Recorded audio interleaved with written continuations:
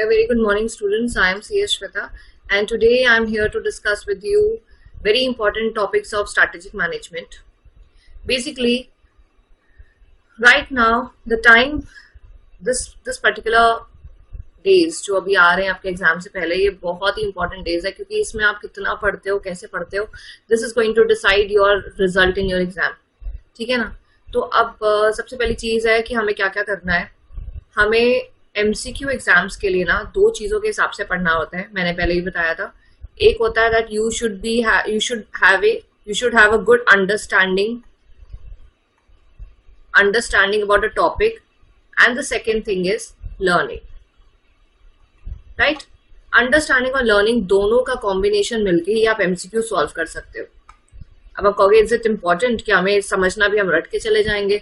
But देखिए, आप रट के चले जाएंगे, कोई क्वेश्चन अगर ऐसा आ गया जिसमें आपको समझ के आंसर करना है, जैसे ए बी सी, ऐसे कोई हाइपोथेटिकल सिचुएशन आ गया, for that purpose you need to understand.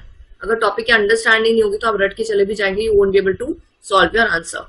And the major thing is in these type of questions, especially management, it's not like financial management कि आपका आंसर यही आएगा नहीं तो कोई और आएगा. मैथमेटिकल एक्यूरेसी तो नहीं है इसमें, ये तो मैनेजमेंट है. तो इसमें कंफ्यूजन हो सकती है कि आंसर प्लानिंग होगा, कंट्रोलिंग होगा, ऑर्गेनाइजिंग होगा, डायरेक्टिंग होगा. हालांकि अब आप बोलोगे कि अरे हमें पता है, इस सब चीजों का डिफरेंस पता है हमें, हम तो मार्क कर लेंगे. बट बहुत सारे ऐसे क्वेश्चन आते हैं जिसमें आप कंफ्यूज हो सकते हो. तो उस समय हमें कीवर्ड्स और ये सब चीजें बहुत हेल्प करती है. ठीक है. तो अगर आपको एक टॉपिक की प्रॉपर अंडरस्टैंडिंग है, you will be able to make out the correct answer. अब दूसरी चीज क्या है, अगर आपसे पूछा जाए कि ये वर्ड किसने कॉइन किया था या ये कॉन्सेप्ट किसने निकाला था, अब इस चीज के लिए कोई समझ तो चाहिए नहीं, इसके लिए तो लर्निंग चाहिए. अगर लर्न करके गए होंगे तभी हम आंसर कर पाएंगे कि ये वर्ड किसने निकाला था, ये थ्योरी किसने प्रोपाउंड करी है. राइट. तो हमें अंडरस्टैंडिंग और लर्निंग दोनों चीजें बहुत जरूरी है अगर हमें अपने एग्जाम में अच्छे 40 आउट ऑफ 40 लाने. ठीक है. टारगेट हम इसका लेके चलेंगे क्योंकि बहुत स्कोरिंग सब्जेक्ट है. अगर आपके इस सब्जेक्ट में अच्छे स्कोर हो गए तो आप समझ सकते हैं कि बाकी आपके सब्जेक्ट को ये सेट ऑफ कर सकता है. तो at this point of time it is very very imperative that you should be concentrating and focusing on your subjects properly. आप सबसे ज्यादा फोकस में जब करने लगते हैं तो सबसे ज्यादा बड़ा इशू आता है कि हमारा ध्यान नहीं लग रहा. we are doing SM thinking about FM, we are doing FM thinking about security law, doing security law thinking about EBCL, the different subjects. Right. So आप ये सोचिए कि जो आप अभी कर रहे हो ना, focus on that particular topic and subject, focus on that particular concept. क्योंकि ये सोचिए कि अगर आप ये पढ़ते हुए कुछ और सोच रहे हैं तो आप जो अभी कर रहे हैं वो भी आपका वेस्ट चला जाएगा. And you don't have time to waste, remember that. और जिसके बारे में परेशान हो रहे हैं जरूरी नहीं है वो टॉपिक एग्जाम में आएगा. अपनी तरफ से बेस्ट करके जाइए. जो सबसे ज्यादा मुश्किल चीज है वो पिकअप करिए अभी राइट नाउ. ठीक है. अब देखो, जैसे आपकी स्टडी मटेरियल है, you can see your study material given by your institute of company secretaries of India, ICSI. तो ये नोट्स नहीं है, ये आपका स्टडी मटेरियल है. तो स्टडी मटेरियल में हमारे 6 चैप्टर्स हैं. हालांकि नोट्स में हमने बहुत सब यूनिट्स करे, काफी डिवाइड करके टॉपिक्स करा, लेकिन ये हम स्टडी मटेरियल से मैं आपको पढ़ा रही हूँ आज. ठीक है. एंड इसमें हमारे 6 चैप्टर्स है, स्टार्टिंग विद 11, 12, 13, 14, 15, 16. अब इसमें जो इजी चैप्टर है वो है 11, 12, 13. 11, 12 एंड 13 आर इजी चैप्टर्स. 14, 15, 16 है जिसमें थोड़ा लर्न करने का, अंडरस्टैंड करने वाला थोड़ा ज्यादा कॉन्सेप्चुअल ज्यादा है. ठीक है. अब अगर मैं इजी वाला लूंगी ना आज तो आपको शायद लगेगा अरे हमें ये आता है, आप ये मत लो, जो हमें मुश्किल चीजें हैं वो बता दो. तो इसलिए मैं चैप्टर 14 से ही स्टार्ट करूंगी. ये मैं आपके स्टडी मटेरियल के हिसाब से बता रही हूँ. चैप्टर 1 से लेकर 10 तक आपका FM है. 11th चैप्टर से आपका पार्ट B स्टार्ट होता है, strategic management, which is 40 marks. Right. Okay. इतना तो मैम पता ही है, एग्जाम आ गया. अब तो हमें ये सब तो चीजें अच्छे से ज्ञात है कि हमारा अभी 40 मार्क्स का है, SM है, पार्ट B है, 11 चैप्टर से स्टार्ट होता है. तो leaving chapter number 11, I am not going to take, maybe in the next session I will take chapter 11, 12, 13, but right now I am gonna take 14. 14 chapter बहुत बड़ा chapter है, आप सबको पता है, आपने करा हुआ भी है.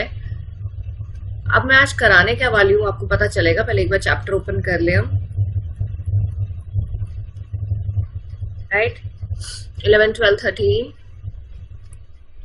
अच्छा, अब ये मत समझेगा कि 11, 12, 13 हम करके ही ना जाए. शायद मैम इसका पहले हमें रिवाइज नहीं करा रही तो ये चैप्टर इतने इंपॉर्टेंट होंगे ही नहीं, ऐसा कुछ नहीं है। आईसीएसआई की पावर है, वो कोई भी चैप्टर से कोई भी कितने भी मार्क्स का दे सकते हैं, ठीक है। मैं आपको इसलिए ये बोल रही हूँ क्योंकि मैं ये समझती हूँ कि एग्जाम से इतने समय पहले, मतलब जो इतना कम समय रह गया है उस समय हमें मुश्किल चीजें करके जानी चाहिए, क्योंकि इजी तो हम फिर भी लिख लेंगे। मैं एसएम की बात नहीं कर रही, मैं एक जनरल बात कर रही हूँ कि हम इजी में तो हम खुद भी अपना दिमाग लग जाएगा, हम खुद भी लिख लेंगे, लेकिन जो मुश्किल है अगर हम पहले वो कर लेंगे तो you know we be rescue कि हाँ चलो हमने अपना ये कंप्लीट कर लिया, अच्छे से पढ़ लिया, राइट। अब ये जो चैप्टर है स्ट्रैटेजिक एनालिसिस एंड प्लानिंग, अब मैं इसमें कैसे कराने वाली हूँ। सबसे पहले what I'm going to do is I'm going to take important keywords,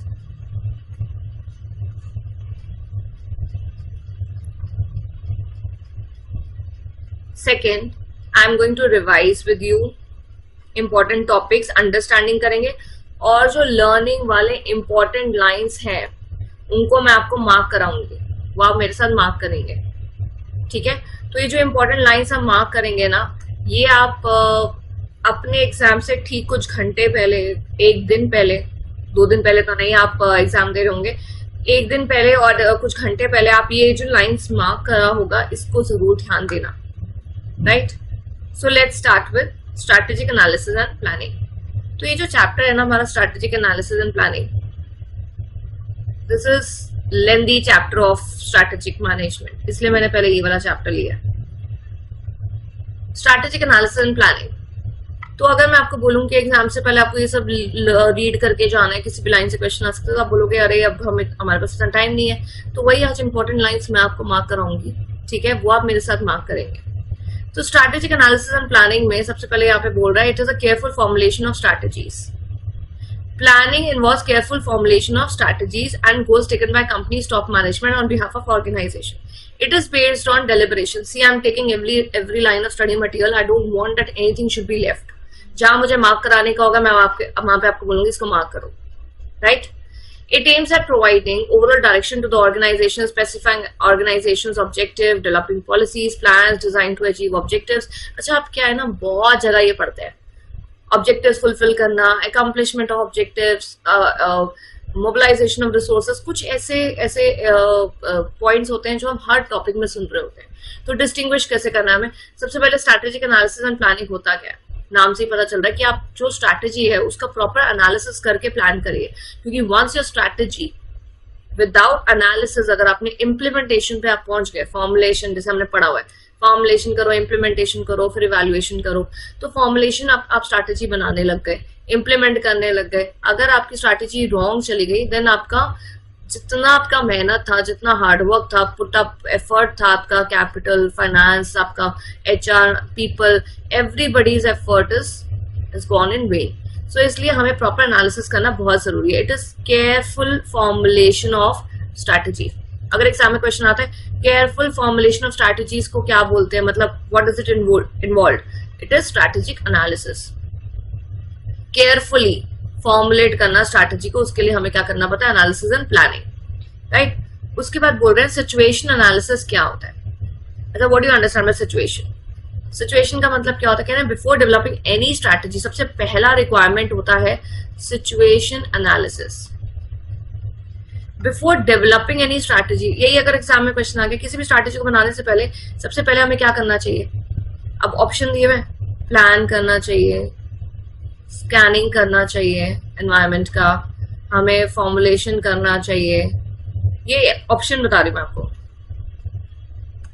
and D आ गया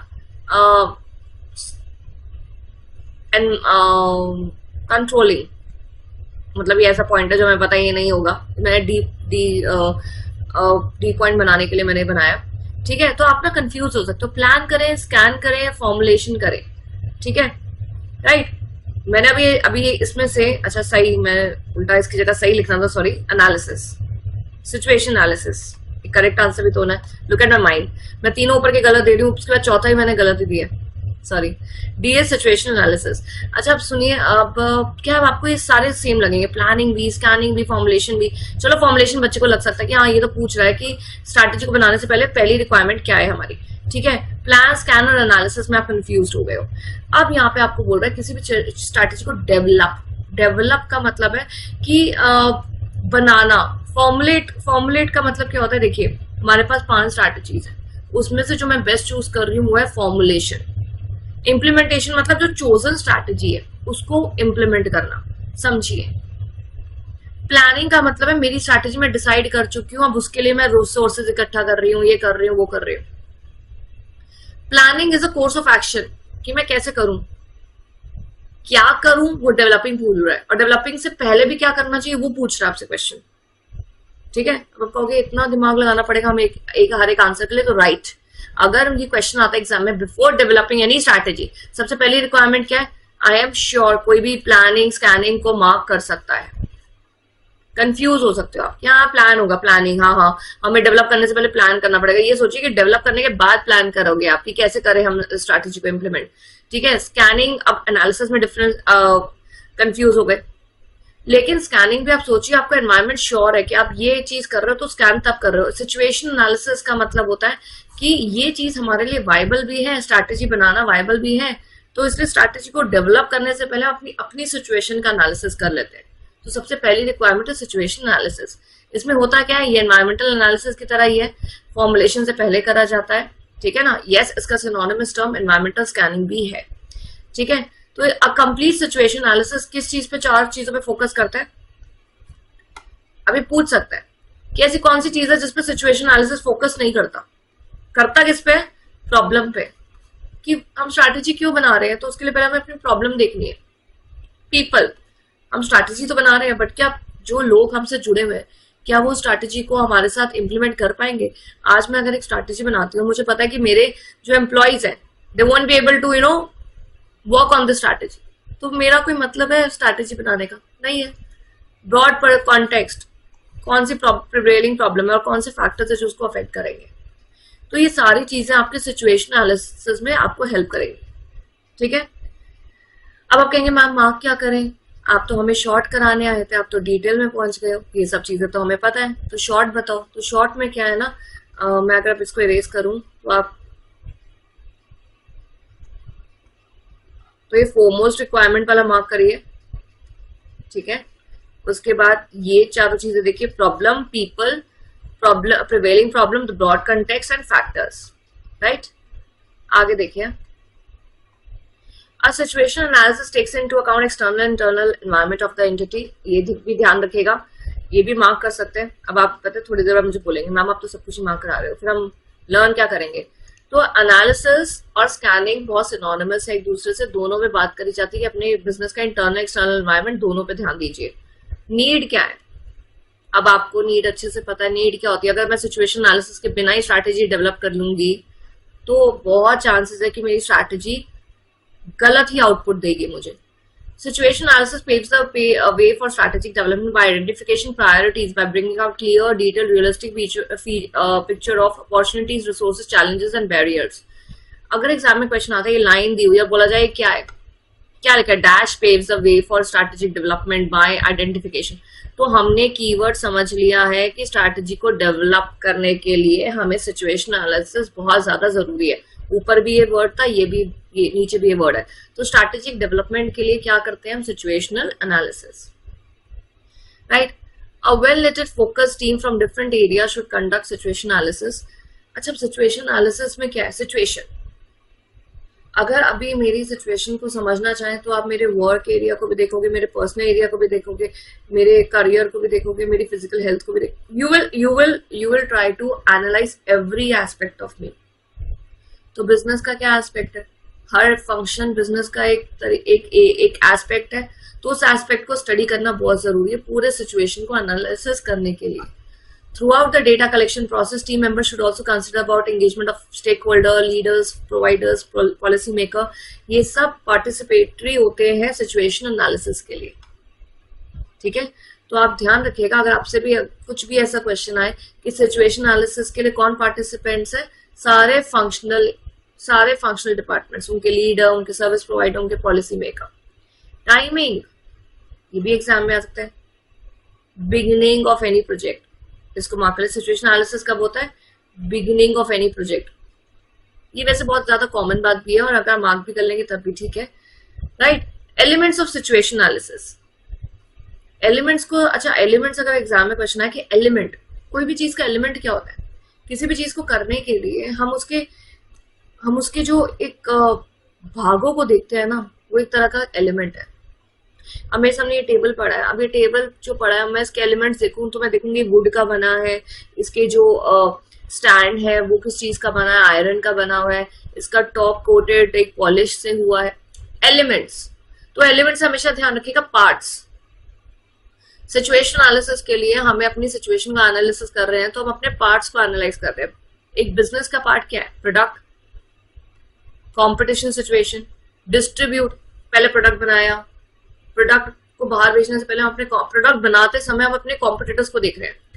अब ये समझिए, पहले हम अपना बिजनेस कर रहे हैं तो प्रोडक्ट या सर्विस दे रहे होंगे, वो बना रहे हैं, ठीक है। उसके लिए वो बनाते समय हम अपने जरूर कॉम्पिटिटर को देखेंगे कि कॉम्पिटिटर क्या कर रहा है, क्योंकि अगर कॉम्पिटिटर हमसे बेहतर करे तो हम भी अपने प्रोडक्ट में अभी ही एक इनोवेशन ले आए, क्योंकि अगर वो मार्केट में आउट हो गया तो फिर तो first impression is last impression. तो प्रोडक्ट की सिचुएशन देख रहे हैं, उससे पहले कॉम्पिटिटर की सिचुएशन देख रहे हैं।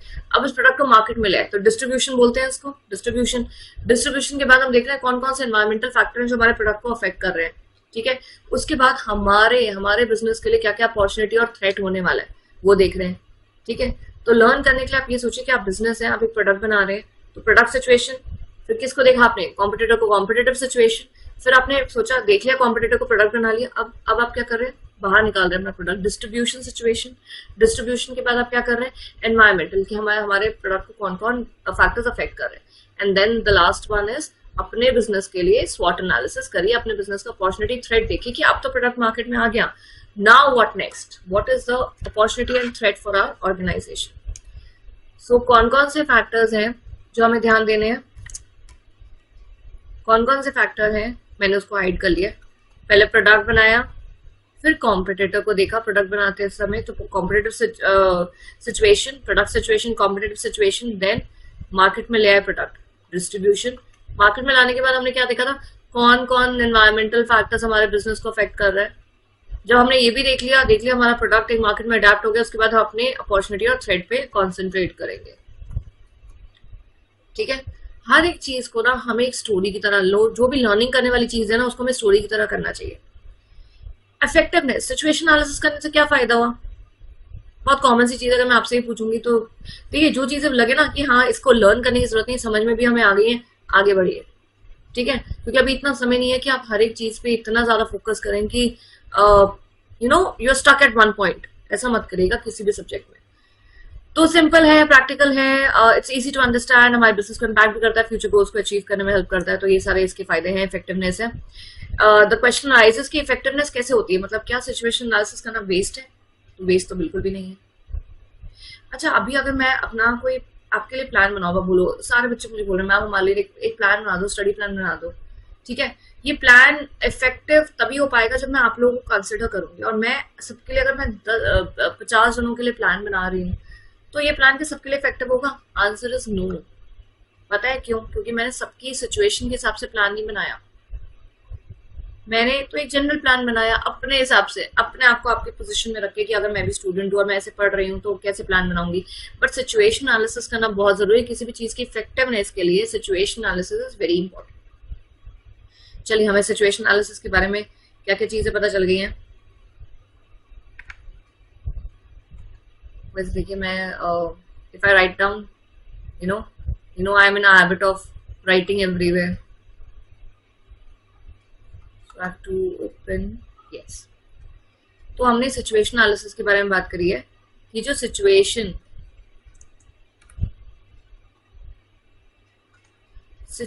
एनालिसिस है, हमने क्या बात करी, हमने इसके बारे में बिफोर डेवलपिंग स्ट्रैटेजी, ये बहुत जरूरी है, स्ट्रैटेजी बनाने से पहले इसकी बहुत जरूरी है। अच्छा, आप क्या है ना, आप मेरे साथ भी ये कीवर्ड्स लिख सकते हैं, जैसे कि मैं बोल रही हूँ, आप भी कोशिश करें कि आप भी ऐसे कीवर्ड्स बना लें, सो डैट एग्जाम से ठीक एक दिन पहले आप ये कीवर्ड्स को रिवाइज कर लें। ठीक है, एक्सटर्नल इंटरनल फैक्टर्स को इवेलुएट करिए, देखिए। ठीक है, फिर हमने इसके एलिमेंट्स के बारे में बात करी थी। एलिमेंट्स लर्न कराया ना मैंने अभी, कैसे एलिमेंट्स, कितने एलिमेंट है, 5 एलिमेंट है। क्या बताया मैंने आपको, पहले प्रोडक्ट बना रहे हो, प्रोडक्ट के लिए पहले कॉम्पिटिटर को देख रहे हो, कॉम्पिटिटर के बाद फिर आप डिस्ट्रीब्यूट कर रहे हो, डिस्ट्रीब्यूशन के बाद आप देख रहे हो कौन से एनवायरमेंटल फैक्टर्स अफेक्ट कर रहे हैं हमारे प्रोडक्ट को, और उसके बाद अपना अपॉर्चुनिटी और थ्रेट देख रहे हो। 5 एलिमेंट याद हो गए हमें, है ना, right. So I am assuming कि याद हो गए। अब ये मत बोलना कि पीछे से बोल रहे हो, बस मैम बोली जा रही है, हमें तो कुछ भी याद नहीं हो रहा, अपने आप को याद करा रही है, हमें तो याद नहीं हो रहा। ठीक है, तो याद करिए, मैंने आपको तरीका बताया ना याद करने का, याद करिए आगे, और हम ये सारी चीजें याद करेंगे धीरे धीरे जो भी कमिंग आवे। सो ये चैप्टर है बिजनेस एनालिसिस, राइट। तो बिजनेस में बहुत सारे प्रकार के एनालिसिस होते हैं। छोटा बिजनेस है तो कैसा कौन सा एनालिसिस सूट करेगा, पोर्टफोलियो बिजनेस है तो कौन सा एनालिसिस सूट करेगा, अगर वो बिजनेस ग्रोथ पे करना चाहता है तो कौन सा मैट्रिक्स हमें यूज करना है, तो ये सब बातें हम करने वाले हैं। जैसे पहला एनालिसिस आप देख रहे हैं, SWOT analysis. The first analysis is what analysis? SWOT. SWOT and TOS दोनों। SWOT तो बहुत सिंपल है, हमने शायद बिजनेस स्टडीज में पढ़ा था क्लास 12th में। TOS है जो आप फर्स्ट टाइम कर रहे हैं। तो SWOT के बारे में मैं कुछ भी ना देखो मार्क नहीं कर रही, क्योंकि वो आप भी मार्क कर लोगे, और अगर मैं सब कुछ ही मार्क करते करते पढ़ाऊंगी तो फिर वो पर्पस नहीं रह जाएगा कि मैं जो इंपॉर्टेंट चीजें मार्क कराने के लिए सेशन लिए। तो SWOT इज अ टूल, ये मार्क कर लीजिए। SWOT क्या है, टूल है। ये क्वेश्चन आया हुआ एग्जाम में इसलिए मार्क कराया। SWOT इज अ डैश था, मेथड, प्रोसीजर, प्रोसेस, टूल, तो आंसर इज टूल। अब आप कहोगे मैम प्रोसेस भी तो है, पहले ये स्ट्रेंथ हम देख रहे हैं, वीकनेस देख रहे हैं, नहीं ये प्रोसेस नहीं है, ये कोई प्रोसीजर नहीं है, ये कोई मेथड नहीं है, ये एक प्रकार का ऐसा टूल है, ऐसा माध्यम है जिससे हम अपने बिजनेस का एनालिसिस करते हैं, तो उसको टूल बोलेंगे। स्ट्रैटेजिक एनालिसिस टूल या टूल, जो भी आप बोलना चाहें, जो भी एग्जाम में है स्ट्रैटेजिक एनालिसिस टूल लिखा हो तो वो मार्क करेंगे, ओनली टूल लिखा हो तो वो मार्क करेंगे। ठीक है, इट इज अ टूल। अब इसका फुल फॉर्म क्या है, स्ट्रेंथ, वीकनेस, अपॉर्चुनिटी, थ्रेट, ये तो हम सबको पता ही है। आगे बढ़ते हैं, ये मार्क करने वाली चीज है। The origin of SWOT is proposed to be rooted in the force field analysis pronounced by K. Levin in 1950s. Force field analysis concept was too complex to be practically applied, yet it became a reference for scholars to develop some simpler methods that included SWOT analysis. It is noteworthy that SWOT may be successfully applied in any kind of organization, be it a corporate, political party, public institution, school, university, anything. Force field analysis, तो सबसे पहले हमें ये ध्यान रखना है, SWOT से आपको क्या ध्यान आना चाहिए, जब भी बात है फोर्स फील्ड एनालिसिस की, तो हमें दूसरा शब्द क्या याद आना चाहिए, SWOT। क्योंकि फोर्स फील्ड एनालिसिस करते समय जो मेथड प्रपाउंड करा था कर्ट के लेविन ने इन 1950s वो SWOT। ठीक है, तो मेरे साथ याद करेंगे आप, SWOT। एक्चुअली SWOT को प्रपाउंड करने में एक और स्कॉलर का बहुत बड़ा आता है, अल्बर्ट हम्फ्रे। उनके बारे में आपकी बुक में लिखा नहीं है तो हम याद भी नहीं करेंगे, लेकिन Albert Humphrey has a great hand when it comes to SWOT analysis. Force field, आप ये सोचिए कि ये किसी भी फील्ड में काम आता है, मतलब SWOT ना किसी भी प्रकार की ऑर्गेनाइजेशन में यूज होता है, किसी भी प्रकार की फील्ड में ये काम आएगा। जैसे अगर मुझे अपना भी SWOT करना है कि मेरी लाइफ में मैं अपना SWOT करूंगी, मेरा स्ट्रेंथ क्या है, मेरा वीकनेस क्या है, मेरे लिए अपॉर्चुनिटी क्या आ रही है, मेरे लिए थ्रेट क्या आ रहा है, राइट। तो SWOT is used in any field. अरे मैं फील्ड इसलिए बोल रही हूँ ताकि आपको फोर्स फील्ड एनालिसिस वाला शब्द याद रहे SWOT के साथ। Force field analysis was a concept propounded by K. Levin in 1950s, and with the help of force field analysis, SWOT was basically formed. SWOT was a tool that was formed with the help of force field analysis. ठीक है, अब और hint दूं या आपको अच्छे से याद हो गया कि फोर्स फील्ड एनालिसिस जब शब्द आएगा तो क्या याद आना चाहिए, SWOT, 1950s and K. Levin, right. चलिए इसको भी लिखते हैं। तो हमारा हमने क्या याद करा, SWOT। पता है क्या, अच्छा देखो मैं यहाँ लिख रही हूँ, अच्छा मैं ये अपने लिए तो नहीं लिख रही हूँ, आपके लिए लिख रही हूँ, ठीक है। अब आप भी खुद लिखना चाहें तो वेरी गुड। ये मैं इसलिए लिख रही हूँ कि आप भी मेरे साथ लिखो ये। अब ये लिखने से फायदा क्या होगा? When I will write, you will write along with me. Along with me, when you will write and listening to me, that concept will stay here. Only listening to me तो ऐसे सुनोगे। हाँ, force field analysis, हाँ, okay, सुन लिया। चलो ये तो सुन लिया, आगे मैं बोलूंगी सुनोगे, फिर सुनते सुनते ना तुम्हारे धीरे धीरे आंखें बंद होंगी, तुम you know you feel like sleeping, you feel sleepy, you feel like okay हमने मैम सुन लिया। आप साथ में लिखते रहेंगे। I always tell my students whenever you study at home, sit in a upright position, sit with a laptop table and sit on a table chair, because we tend to sleep. ये movie देखते हुए नहीं होता। Movie देखते हुए तो bed पे भी आप एकदम आराम से बैठे होते हो कि हाँ एक एक कोई सीन मिस नहीं होना चाहिए। अगर पानी पीने के लिए उठते हैं तो पॉज कर देते हैं, चाहे बुक का 2 पेज मिस हो जाए, लेकिन मूवी का एक सीन मिस नहीं होना चाहिए। जैसे वो आपने लिख के आना है, कहीं थीसिस लिखना है मूवीज पे, आपके सीरीज पे, कोई सीरीज मिस नहीं होनी चाहिए। सीरीज के लिए तो हम पूरी रात जाग जाएंगे, रिकॉर्ड बना लेंगे, रिकॉर्ड ब्रेकिंग 9 की 9 हमने एपिसोड्स खत्म कर लिया आज इस सीरीज के।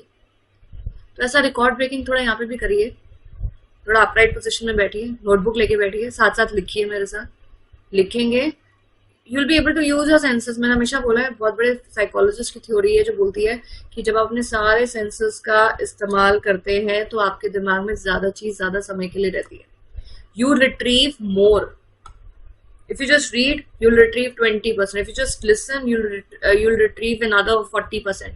But देखना, सुनना, लिखना, involving all the senses, आप ज्यादा अच्छे से रिट्रीव करोगे, जो मैं बोल रही हूँ। ठीक है? क्या बोला मैंने? स्वॉट के कब प्रकाउंट हुआ था 1950s में K11 द्वारा फोर्स फील्ड एनालिसिस में। तो स्वॉट है क्या? फुल फॉर्म भी हमें पता है, कोई जरूरत नहीं है हमें बताने की, हमें पता है स्ट्रेंथ, एक बिजनेस की स्ट्रेंथ क्या होती है, उसकी आइडेंटिटी, उसके एडवांटेज, उसके कॉस्ट एडवांटेज, उसका इंप्रूवमेंट, उसकी वीकनेस क्या होती है, जो भी उसके लो प्रॉफिट मार्जिन हैं, ये सब सीजनैलिटीज। मतलब एक सीजनल बिजनेस नहीं होता, उनकी वीकनेस होती है। अगर मेरा सर्दी के स्वेटर्स बनाने का काम है तो गर्मी मेरे लिए वीकनेस का, गर्मी का सीजन एक वीकनेस के लिए काम करेगा। Won't be able to sell anything, right? Opportunity होता है कोई प्रोजेक्ट आना, ये सब अपॉर्चुनिटी होता है, और थ्रेट होता है जो लॉस को दर्शाता है। तो कोई भी सिचुएशन अगर एग्जाम में आती है, बोला जा रहा है कि एबीसी के बिजनेस में ये हो गया, बताओ ये उसकी स्ट्रेंथ है, वीकनेस, अपॉर्चुनिटी है, थ्रेट है। Will you will to understand?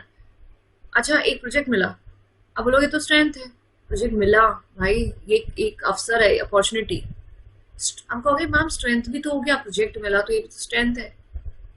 तो ये समझिए स्ट्रेंथ और अपॉर्चुनिटी में स्ट्रेंथ इज इंटरनल, जो ऑलरेडी आपने इंटरनली डेवलप करा है। प्रोजेक्ट आपको बाहर से मिला है तो दैट इज एक्सटर्नल, तो बाहर से आई हुई पॉजिटिव चीज अपॉर्चुनिटी है, खुद के इंटरनली पॉजिटिव चीज स्ट्रेंथ है, खुद की कमी वीकनेस है, बाहर से आया हुआ जो नुकसान है आपके लिए वो थ्रेट है। तो ये फर्क है, ठीक है? उसके बाद यहाँ पे आपको देखिए थोड़ा सा अमेजोन के जैसे बता रहे हैं, कोका कोला का स्वॉट एनालिसिस बता रहे हैं। सिर्फ रीडिंग पर्पस के लिए, रीड नहीं भी करोगे तो चलेगा। स्क्वाडा स्वॉट एनालिसिस, ओनली रीडिंग। अगेन मैंने बोला आपको, ये नहीं कि आप एक एक पूरा कोका कोला का स्वॉट एनालिसिस करने लगे, गूगल पे छांटने लगे, अरे कोका कोला में क्या चल रहा है। नॉट वर्थ, ये सब एग्जाम में नहीं आने वाला है, सिर्फ रीड करना है, ठीक है ना? चलिए तो हम भी आगे बढ़ते हुए आ जाते हैं। देखिए स्वॉट के बारे में कितना सारा केस स्टडी ये सब बताया, सिर्फ रीड करना है, ट्रस्ट मी, उसको लर्न नहीं करना है, only reading purpose, right? Toss, very rich, developed TOS metrics in 1982 as the next step of SWOT। क्योंकि अगर आप इसका SWOT का अगर आप उल्टा करेंगे तो वो TOWS ही बनता है। SWOT तो फोर्स फील्ड एनालिसिस में K11 ने 1950s में निकाला था, और एल्बर्ट हम्फ्रे ने भी इस पे काफी प्रोपाउंड करा था इस कॉन्सेप्ट को। टॉस एनालिसिस किसने करा? वेरिच ने। Very rich, developed TOS metrics in 1982। अच्छा SWOT ना किसी भी ऑर्गेनाइजेशन में यूज हो सकता है, हम अपनी लाइफ में भी कर सकते हैं। हम तो ऑर्गेनाइजेशन नहीं, हम तो इंडिविजुअल हैं। बड़ी बड़ी कंपनी, कॉर्पोरेट अपने ऑर्गेनाइजेशन में कर सकती हैं SWOT। So SWOT is a very flexible concept. It can be done in any organization, any type of organization. But to become a super rich, but to become more economically viable in society, अगर अपने business को और बढ़ाना है तो only स्वॉट से काम नहीं चलेगा, स्वॉट का उल्टा भी करना पड़ेगा रिच बनने के लिए।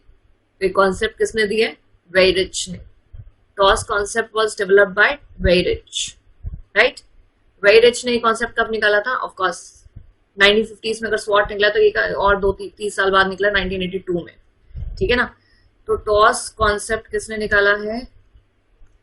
वेरी रिच ने, मिस्टर वेरी रिच ने। Which year? 1982, ठीक है। तो स्वॉट से हम रिच नहीं बने, हमने सिर्फ एनालिसिस करा। रिच बनने के लिए हमें स्वॉट का उल्टा यूज करना पड़ा, और ये रिच बनने के वाला कॉन्सेप्ट हमें किसने दिया? वेरी रिच ने। कौन से ईयर में? 1982, राइट। चलिए, in SWOT starts with the external environment, specifically the listing of external threats may be of immediate importance to the firm. Similarly, threats may seriously threaten the operation of the firm. मैं यहाँ पे mark कुछ नहीं करा रही क्योंकि learn करने वाला कुछ भी नहीं है, ठीक है। तो यहाँ कह रहे हैं दो TOS was created through rearrangement of SWOT, yet it considered as just reversal sequence of SWOT. This is because while SWOT analysis starts with strength, weakness, taking into account the external, TOS scans opportunity and threat existing in external environment and then generates compares the strategy with internal strength. यहाँ कह रहे हैं ये उल्टा इसलिए लिया गया क्योंकि SWOT कॉन्सेंट्रेट करता है, शुरुआत करता है अपनी ताकत से, और टॉस कह रहा है कि हम शुरू करते हैं थ्रेट से, जो सॉल्व कर रहा स्ट्रेंथ और वीकनेस ही है। आगे पता चलेगा, वैसे खैर आपको पता ही है टॉस क्या, हमने अच्छे से हमने अपने पूरे सेशंस में नोट्स में सब बात करी है, ठीक है। तो ये कह रहे हैं सिर्फ एक रिवर्सल नहीं है, it is a strategy generation and selection. ये मार्क कर लीजिए। देखिए, ये जो प्रॉपर्ली मैं लाइन मार्क कर रही हूँ ना, ये तो आपको अच्छे से मार्क करनी है अपने हाइलाइटर से, पेन से, जो भी हाइलाइटर्स हैं आपके पास। Michael Watkins of Harvard Business Review says that focusing on threats and opportunity first helps lead to productive discussion about what is going on in the external environment rather than getting bogged down in abstract discussion about what company is good or bad at. और अच्छी line बोली है Michael Watkins ने। क्या ये exam में line आ सकती है? यस, आ सकती है। इसकी कोई गारंटी नहीं है ये लाइन एग्जाम में नहीं आ सकती, बिल्कुल आ सकती है। तो क्या करें हम? तो ये तो हमें सारी लाइन ऐसे याद करके जानी पड़ेगी। तो मैं करा रही हूँ ना आपको याद, ठीक है, इसलिए तो I am taking a session, right. Michael Watkins ने बोला व्हाट आर यू डूइंग, ये नहीं बोला मैं व्हाट, माइकल वॉटकिंस, व्हाट से मैं आपको याद करा रही हूँ चीज, व्हाट आर यू डूइंग, उन्होंने बोला स्वॉट इज ओके। स्वॉट बात कर रहा है अपनी स्ट्रेंथ, वीकनेस, फिर बात कर रहा है अपॉर्चुनिटी थ्रेट की। माइकल वॉटकिंस कह रहे हैं कि it is very important to analyse your external environment first. पहले देखो कि बाहर क्या हो रहा है, बाहर कौन से अफसर है तुम्हारे पास, कौन से थ्रेट है जो आपके बिजनेस को अफेक्ट कर रहे हैं, उसके बाद देखो what is you are in good और बैड एट। अपने आपको बाद में देखना, पहले बाहर को देखो। So what are you doing, what are you doing, तो इससे तो मैं आपको वर्ड का याद करा रही हूँ, माइकल वॉटकिंस। रिच बनने के लिए टॉस एनालिसिस किसने बताया था आपको? वेरी रिच ने, ठीक है। फोर्स फील्ड एनालिसिस द्वारा आपको स्वॉट किसने कराया था? के लेविन ने 1950s में, ठीक है। 1982 में कॉन्सेप्ट किसने निकाला था टॉस एनालिसिस का? वेरी रिच ने। माइकल वॉटकिंस क्या बोलते हैं? What are you doing? This is not a good analysis. The best analysis is TOS, to concentrate on external factor and then coming back to your internal strength and weakness, right? So SWOT is not just the reversal तो है ही, पर reversal के साथ साथ वो tool है strategy generation और selection का। जनरेट और सिलेक्ट कैसे करते हैं आगे करेंगे, तो हम 4 क्वाड्रेंट्स के बारे में बात करेंगे ना, 4 स्ट्रैटेजीज के बारे में, वो आपको आपने पहले बात करी हुई है, एग्रेसिव, कंजर्वेटिव, डिफेंसिव, ये सब स्ट्रैटेजीज के बारे में बात करी हुई है ना। तो वो यही तो बोलता है कि आप कौन सी सिचुएशन में आपको कौन सी स्ट्रैटेजी सिलेक्ट करनी चाहिए, वो टॉस एनालिसिस आपको बताता है, ठीक है। तो अगर एग्जाम में क्वेश्चन आता है कि ऐसी कौन सी स्ट्रैटेजी जनरेशन और सिलेक्शन के बारे में बात करता है, स्वॉट आप समझिए वो बात नहीं कर रहा जनरेशन के बारे में, वो बस इतना बोल रहा है कि अपने बिजनेस की स्ट्रेंथ, वीकनेस, अपॉर्चुनिटी और थ्रेट को देखिए। और टॉस तो बात करता है क्लबिंग ऑफ थिंग्स।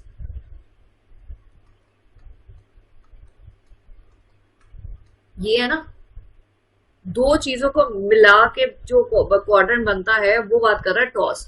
तो ये जनरेशन और सिलेक्शन के बारे में बात कर रहे हैं, कौन सी स्ट्रैटेजी सिलेक्ट करी जाए। वाई यूज स्वॉट टॉस अपने बिजनेस को एनालाइज करने के लिए। चलिए आगे बढ़ते हैं। बहुत वैल्यूएबल टेक्निक है, पता है हमें, ठीक है, हमने अच्छे से पढ़ा है। तो वॉटकिंस ने 2007 में भी यही बोला था कि एक्सटर्नल एनवायरनमेंट पे फोकस करिए। यस, तो जब भी एक्सटर्नल एनवायरनमेंट की फोकस के बारे में बात आएगी, इंटरनल को बाद में देखिए, तो वॉटकिंस ने, माइकल वॉटकिंस ने ये चीज बोली है, ठीक है। चलिए हम इसको लिख भी डालेंगे। किसने ये प्रपोज करी ये चीज? Michael Watkins. प्रपोज नहीं करी है उन्होंने, क्या बोला है? एक्सटर्नल एनवायरनमेंट पे फोकस करना है, ठीक है।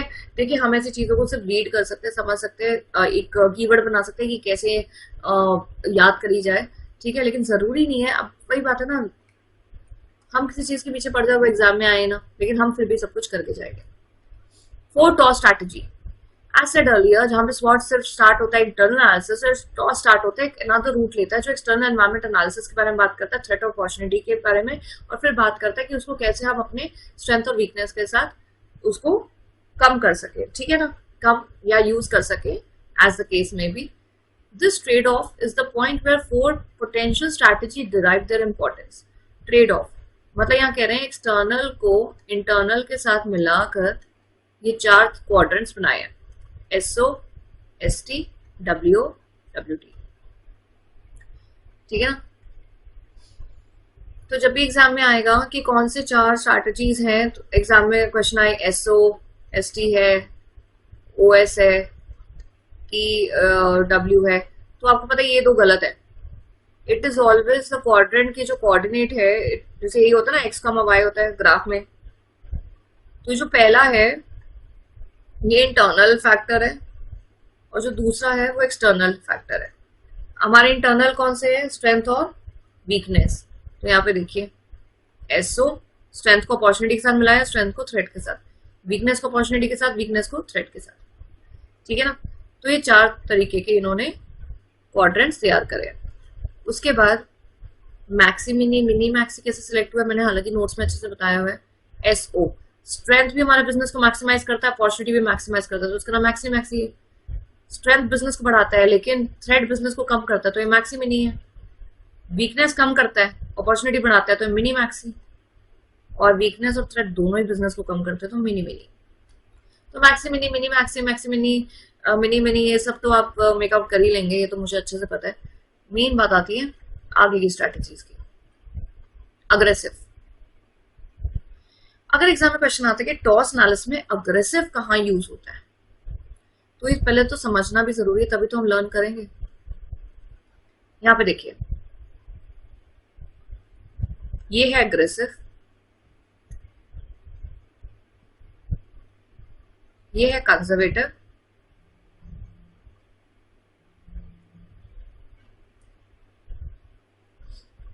ठीक है ना, इसमें है डिफेंसिव,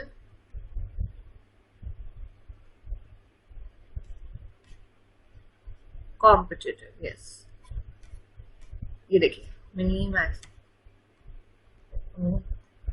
कॉम्पिटिटिव। अभी सारी चीजों का ना हमें लॉजिकली इसको याद रखना है कि क्यों ये सारी स्ट्रैटेजीज का नाम ऐसे है। आपके पास ताकत भी है चीज को लेके और उस चीज का अवसर भी आया है। जैसे कोरोना के टाइम पे जो ऑनलाइन ई कॉमर्स जिनका बिजनेस था, खैर ई कॉमर्स काफी टाइम से बढ़ा हुआ ही है ग्राफ, लेकिन कॉमर्स में तो ये बहुत ज्यादा एक्सेलरेट हो गया था। तो अगर मेरा कोई ऑनलाइन बिजनेस है, बड़े टाइम से चल रहा है, नहीं चल रहा, नया नया बिजनेस था मेरा, जैसे ही कोरोना आया everybody popped on online commerce, right, सबका ई कॉम, क्योंकि फिजिकली तो सब कुछ बंद था। तो ये मेरे लिए एक तरह का, देखिए पैंडेमिक कभी भी किसी के लिए अपॉर्चुनिटी नहीं हो सकती, पैंडेमिक तो एक पूरे बहुत ही खराब चीज थी जो हमारे हमने फेस करी है, लेकिन मैं एक जनरल बात बता रही हूँ कि एनवायरनमेंट में हमेशा कोई चीज किसी के लिए पॉजिटिव होती है, किसी चीज किसी के लिए नेगेटिव होती है, और कुछ ऐसे बिजनेस होते हैं जिनको कोई अफेक्ट नहीं पड़ता। तो पैंडेमिक, हालांकि logically it is wrong to there is a pandemic, but it became opportunity for those who had online business। तो जब एक अपॉर्चुनिटी हमारे सामने आ रही है और हम उस चीज में हमारी ताकत भी हमारी, तो हमें अग्रेसिवली काम करना चाहिए, अग्रेसिवली स्ट्रैटेजी को पकड़ लेना चाहिए, ठीक है ना। तो इसका अग्रेसिव। उसके बाद है एसटी, आपके सामने कोई थ्रेट आया है कोई मुसीबत है, वो आपके बिजनेस को अफेक्ट कर रही है, लेकिन आपके पास स्ट्रेंथ है, हमें कंजर्वेटिव हो जाना चाहिए। अच्छा, नहीं नहीं, हम क्यों मैम हम अग्रेसिव हो जाते हैं ना, हम अपनी स्ट्रेंथ को यूज करके थ्रेट को कम कर देते हैं। ऐसा होता है तो ऐसा करिए, लेकिन अगर ऐसा नहीं होता तो बिजनेस की कोशिश रहती है कि वो थ्रेट, जब तक थ्रेट मार्केट में है तब तक उसको सिर्फ डील करे, उससे अपने स्ट्रेंथ को खत्म ना करे। अब क्या है ना, कोई थ्रेट आया आपके सामने, आपके बिजनेस में बहुत स्ट्रेंथ है, आपके पास कैपिटल, आपके पास मैन पावर है, सब कुछ है, पर आप ये पैसा, कैपिटल, टाइम और ये सब क्यों वेस्ट कर रहे हो थ्रेट को कम करने के लिए? कम हो सकता है तो करिए, नहीं हो सकता तो अपने कंजर्व रखिए अपने रिसोर्सेज को। मिनी मैक्सी, वीकनेस और अपॉर्चुनिटी। मेरे मेरे बिजनेस की सबसे बड़ी वीकनेस है कि मेरे पास फाइनेंस ही नहीं है, टैलेंट बहुत है, फाइनेंस नहीं है। मेरे सामने एक अपॉर्चुनिटी आई, मुझे एक प्रोजेक्ट मिला, अब मैं तो वीक हूँ, मेरे पास तो मनी नहीं है, तो नो प्रॉब्लम, मुझे अपने टैलेंट से अपने इस अपॉर्चुनिटी का इस्तेमाल करके अपनी इस वीकनेस को कम करना चाहिए। मैंने प्रोजेक्ट ले लिया, मुझे मनी जनरेट हुआ, तो उससे मेरी वीकनेस कम ही हुई ना, तो I should be competitive. Advantage लेना चाहिए मुझे अपॉर्चुनिटीज का, किस लिए? अपनी वीकनेस को कम करने के लिए। थ्रेट भी और वीकनेस भी, मतलब एक चीज आपके लिए थ्रेट आ रही है और उस चीज में आप वीक भी हो, तो आप डिफेंसिव रहिए, कोशिश करिए कि आप अपने बिजनेस को बचाएं, ना कि आप उससे लड़ें, क्योंकि आप वीक है, आप लड़ नहीं सकते हो थ्रेट से, क्योंकि आप वीक हो। आप लड़ तो यहाँ रहे थे ना एसटी में, और कंजर्वेटिव हो रहे थे, यहाँ पे आप सिर्फ डिफेंसिव ही हो सकते हो, सिर्फ अपने बिजनेस को बचा ही सकते हो, राइट? तो ये 4 स्ट्रैटेजीज हैं जिसके बारे में आपको एग्जाम में अंडरस्टैंडिंग पॉइंट ऑफ व्यू से क्वेश्चन आ सकता है। तो जिसको अंडरस्टैंडिंग है वो इसको अच्छे से आंसर कर पाएगा कि मैक्सी मिनी, मिनी मैक्सिम या मैक्सी मैक्सिम में क्या स्ट्रैटेजीज यूज होती है, राइट? तो यहाँ पे देखिए कंजर्वेटिव में बोल रहा है कि आपके पास काफी हाई पोटेंशियल है, लेकिन आपका बिजनेस का जो एक्सटर्नल एनवायरनमेंट है वो अनफेवरेबल है, तो सारी स्ट्रेंथ का वहां पे इस्तेमाल मत करिए, आप कंजर्वेटिव रहिए। कॉम्पिटेटिव में देखो बात कर रहा है कि अपने वीकर साइड को कम करिए, अपने अपॉर्चुनिटी का फायदा उठाइए। डिफेंसिव में बोल रहा है कि आप अनफेवरेबल एनवायरनमेंट में अपने स्ट्रेंथ तो है नहीं, वीक हो, तो कोशिश करिए आप डिफेंड ही करें अपने बिजनेस को, राइट? डिफेंसिव स्ट्रैटेजी के लिए कौन कौन से एक्शन है? Withdrawal, reduction of cost, reduction of productive ability, क्योंकि सब कुछ आप अभी वीक है।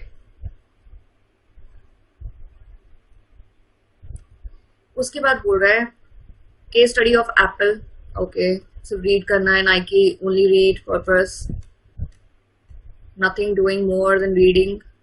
उसके बाद है पर्ट सीपीएम, जिसमें काफी बच्चों को कंफ्यूजन होती है पर्ट सीपीएम में, कि पर्ट सीपीएम क्या है, मतलब PERT CPM what is it? Full form तो पता है, project evaluation review technique, critical path method, ठीक है? तो यहाँ कह रहे हैं, मैं आपको एक चीज पढ़ाती हूँ, one of the most challenging job जो मैनेजर के पास होती है वो होती है लार्ज स्केल प्रोजेक्ट में, कि लार्ज स्केल, अच्छा जब भी आपको एग्जाम में क्वेश्चन है कि लार्ज स्केल प्रोजेक्ट के लिए कौन सा बेस्ट मेथड रहेगा, स्वॉट, पर्ट सीपीएम, बीसीजी, एंसॉफ, 4 ऑप्शन आए, तो जब भी लार्ज स्केल प्रोजेक्ट सुने तो पर्ट सीपीएम आपका आंसर होगा, ठीक है ना? तो large scale project is a keyword, ठीक है? उसके बाद ये कह रहे हैं myriad of detail must be considered in planning how to coordinate all these activities in developing realistic project. Therefore, the managers have to rely on project management techniques to handle large scale project. Of course, project management से क्या होता है, उसमें वो schedule करते हैं कि कब कौन सी एक्टिविटी स्टार्ट करें, कितना रिसोर्स लगेगा, etcetera etcetera. PERT CPM complementary statistical techniques है प्रोजेक्ट मैनेजमेंट में जो यूटिलाइज होती है। मार्क दिस लाइन, ये एक स्टैटिस्टिकल टेक्निक है, ये 2 ऐसी नेटवर्क बेस्ड शेड्यूलिंग मेथड्स है जिससे आप आराम से अच्छे से सीक्वेंस बता सकते हैं कि प्रोजेक्ट कब तक खत्म होगा और कैसे खत्म होगा। तो पहले हम बात करते हैं, first developed by United States Navy in 1950s to support US Navy's Polaris nuclear submarine project, PERT is commonly used in conjunction with critical path method. After discovery by Navy, it found application all over industry. DuPont's critical method was invented in roughly at the same time as PERT. Today, PERT and CPM are used together. तो ये आपके इस paragraph को ऐसे mark कर लीजिए, ये हमें रीड करना है। देखिए मैंने अभी तक कितनी चीजें मार्क कराई है रेड में, हार्डली कुछ कराया है, लेकिन जितना कराया है मार्क उतना आपको मार्क करना है, क्योंकि वही वो आपको लर्न करके जाना है एग्जाम में, ठीक है ना? तो यहाँ पे देखिए, सबसे पहले यूएस नेवी ने अपने एक सबमरीन प्रोजेक्ट था, मतलब सबमरीन आपको पता है जो वाटर बॉडीज के अंदर होता है, उस प्रोजेक्ट के लिए पर्ट मेथड एक मेथड यूज करा था, जिससे वो प्रोजेक्ट कब तक कंप्लीट होगा, कैसे होगा, कितना पैसा, रिसोर्स, टाइम चाहिए, उसको अच्छे से इवैल्यूएट कर पाए। तो पर्ट के साथ उन्होंने वहां सीपीएम भी यूज करा। देखिए पर्ट और सीपीएम में क्या डिफरेंस है, विल बी टेलिंग यू आगे जब हम बात करेंगे। कह रहे हैं कि 1950s में ये चीज हुई थी, 1950s में सीपीएम भी आया था। फिर ड्यू पॉइंट्स ने ड्यू पॉइंट्स एक फर्म है जिसने क्रिटिकल पाथ मेथड निकाला था। तो कह रहे हैं दोनों ऑलमोस्ट सेम टाइम पे यूज होते हैं, चाहे कौन कौन से प्रोजेक्ट के लिए, नासा प्रोजेक्ट हो, research, construction, movie, building ship, इन सब चीजों में पर्ट सीपीएम यूज होता है। अच्छा पर्ट क्या है ना, पर्ट बहुत लार्ज स्केल प्रोजेक्ट में यूज होता है।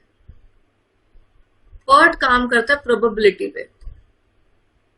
ऐसा कोई प्रोजेक्ट जो पहली बार हो रहा है, जिसके लिए मैं ये नहीं नाप सकती। देखो आपने फर्स्ट टाइम कोई सब्जी बनाई, you cooked something, you cooked pasta, right. आपने पहले पास्ता बॉईल किया, वेजीज कट करे, पास्ता सॉस रेडी करी, it took lot of time. लेकिन आपने ना पहले ही अपना एनालिसिस कर लिया कि मुझे क्या क्या रिसोर्सेज चाहिए, मुझे क्या मतलब क्या क्या मुझे रॉ मटेरियल चाहिए, मेरे को कितना टाइम चाहिए, आपने सब प्रॉपर्ली कंप्लीट कर लिया। Next time when you will make pasta, will you take the same time? Yes, will take the same time. कुछ बच्चे कहेंगे नो, हम थोड़ी चीजें हमें आदत पड़ हमें हमें पता चल जाएगा। तीसरी बार जब आप बनाओगे, will you take the same time? अब जो पहले भी यस बोल रहे हो कहेंगे नहीं नहीं अब तो हमारी स्पीड बढ़ जाएगी। CPM concentrate on critical path method, the shortest time take to complete a project. सबसे पहले जब आपने पास्ता बनाया, you took PERT, ये बहुत बड़ा प्रोजेक्ट नहीं, मैं एग्जांपल दे रही हूँ। सबसे पहली बार जब आपने पास्ता बनाया, आपने सिर्फ एनालाइज करा कि मुझे कितना रॉ मटेरियल चाहिए, कैसे बनाना है, क्या है। CPM जब आपने दूसरी तीसरी बार करा तो आपने देखा यार जब तक पास्ता उबल रहा है तब तक मैं वेजीज कट कर लेता हूँ, जब तक वेजी सॉटे हो रहे हैं तब तक मैं सॉस प्रिपेयर कर लेता हूँ। जो पहली बार 1 घंटा लगा होगा, दूसरी या तीसरी बार आपको आधा घंटा लगेगा, because you valuated, you new. तो ये हमेशा प्रोबेबिलिटी पे काम होता है। पर्ट सीपीएम जो होता है ना वो डिटर्मिनिस्टिक, क्योंकि इस केस में हमें पता चल चुका होता है कि क्या क्या चीजें हैं, तो अब डिटर्मिन होके एक शॉर्टेस्ट पाथ देखते हैं जिसमें प्रोजेक्ट कंप्लीट करा जाए। सीपीएम की पॉइंट्स क्या है, प्रोजेक्ट मॉडलिंग टेक्निक है, 1950s में बाय जे मॉर्गन वॉकर ने निकाली थी, और Du Pont's and James E ने, केली जेयर of Remington Rand. CPM computes the longest path of planned jobs activities to logical points end of the project in earliest latest time जिसमें project को complete करा जा सकता है। तो ये भी 1950s में ही आया था by Morgan R Walker of DuPont. DuPont एक फर्म है, ठीक है, जिसके मॉर्गन आर वॉकर बहुत बड़ा हिस्सा थे। इन्होंने ये प्रोपाउंड किया था CPM मेथड। 1950s में ही आया था पर्ट भी और CPM भी। पर्ट एक सबमरीन प्रोजेक्ट यूएस नेवी के दौरान निकला था, और CPM जो है ड्यू पॉइंट फर्म ने निकाला था, उसके मॉर्गन आर वॉकर ने, ठीक है। उसके बाद आपको कह रहा है सीपीएम क्या करता है, ये असेस करता है कौन सा एक्टिविटीज हैं कि इनको पैरेलली मतलब साथ साथ किया जाए, शॉर्टेस्ट टाइम, रिसोर्स कौन से चाहिए, सीक्वेंस, प्रायोरिटी वाले कौन से स्टेप है, तो शॉर्टनिंग टाइम का कम करना। तो हमने ये सीपीएम से ये सीखा कि शॉर्ट टाइम, पैरेलल एक्टिविटीज जो साथ साथ करी जा सकती हैं, ठीक है, सीक्वेंस और प्रायोरिटीज, इन चीजों पे फोकस कर रहा है हमारा सीपीएम, ठीक है ना। फिर भी देखिए पर्ट एंड सीपीएम को इकट्ठा ही बोला जाता है, क्योंकि किसी भी प्रोजेक्ट को करने के लिए पर्ट और सबसे शॉर्टेस्ट टाइम देखना होता है, तो सीपीएम दोनों को इकट्ठा ही यूज करा जाता है। लेकिन अगर कोई प्रोजेक्ट बहुत फर्स्ट टाइम हो रहा है तो पर्ट ही ज्यादा स्पेसिफिकली, और लार्ज प्रोजेक्ट्स के लिए पर्ट यूज होता है, और अगर कोई रेपिटेटिव काम हो रहा है तो सीपीएम। तो स्टेप्स क्या है पर्ट सीपीएम के, हर प्रोजेक्ट जो है उसमें न्यूमरस जॉब्स होते हैं।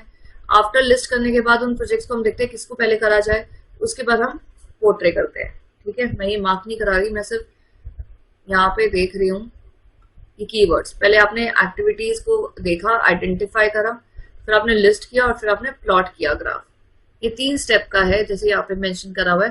पहले देखा कौन कौन से प्रोजेक्ट है, कौन डिपार्टमेंट कर रहा है, कितना समय लेगा, तो टोटल टाइम कितना लेगा, 45 डेज। ऐसा आपने बनाया जिससे आपको पता चला कि कौन से एक्टिविटीज कब कब हो रहे हैं। ये करने के बाद आपने ये देखा सीपीएम में क्या कह रहा है, सीपीएम में देख रहा है कि ये 2 प्रोजेक्ट्स को साइमल्टेनियसली करा जा सकता है, तो इसमें कितना टाइम लिया जाएगा। तो because CPM takes the shortest time, मतलब being the longest duration path में देखता है कि कब सबसे कम से कम समय में कौन सा कंप्लीट करा जाए, कैसे करा जाए, ठीक है। फिर एडवांटेजेस ऑफ पर्ट देखिए, फायदा मिलता है इससे, ये टूल है फॉर फोरकास्ट, कैसे हमारा बिजनेस होगा, डेटा रिट्रीव करते हैं हम इसमें, 3 टाइप के एस्टिमेट निकालते हैं हम इसमें, 3 वे एस्टिमेट्स हम इसका यूज करते हैं, ठीक है। उसके बाद रिजल्ट्स कम्युनिकेट करने में मुश्किल होती है, लिमिटेशन क्या है PERT की? इसका एस्टिमेट टाइम गलत भी हो सकता है, हाई डिग्री ऑफ प्लानिंग चाहिए होती है, हर बिजनेस के लिए सूटेबल नहीं है।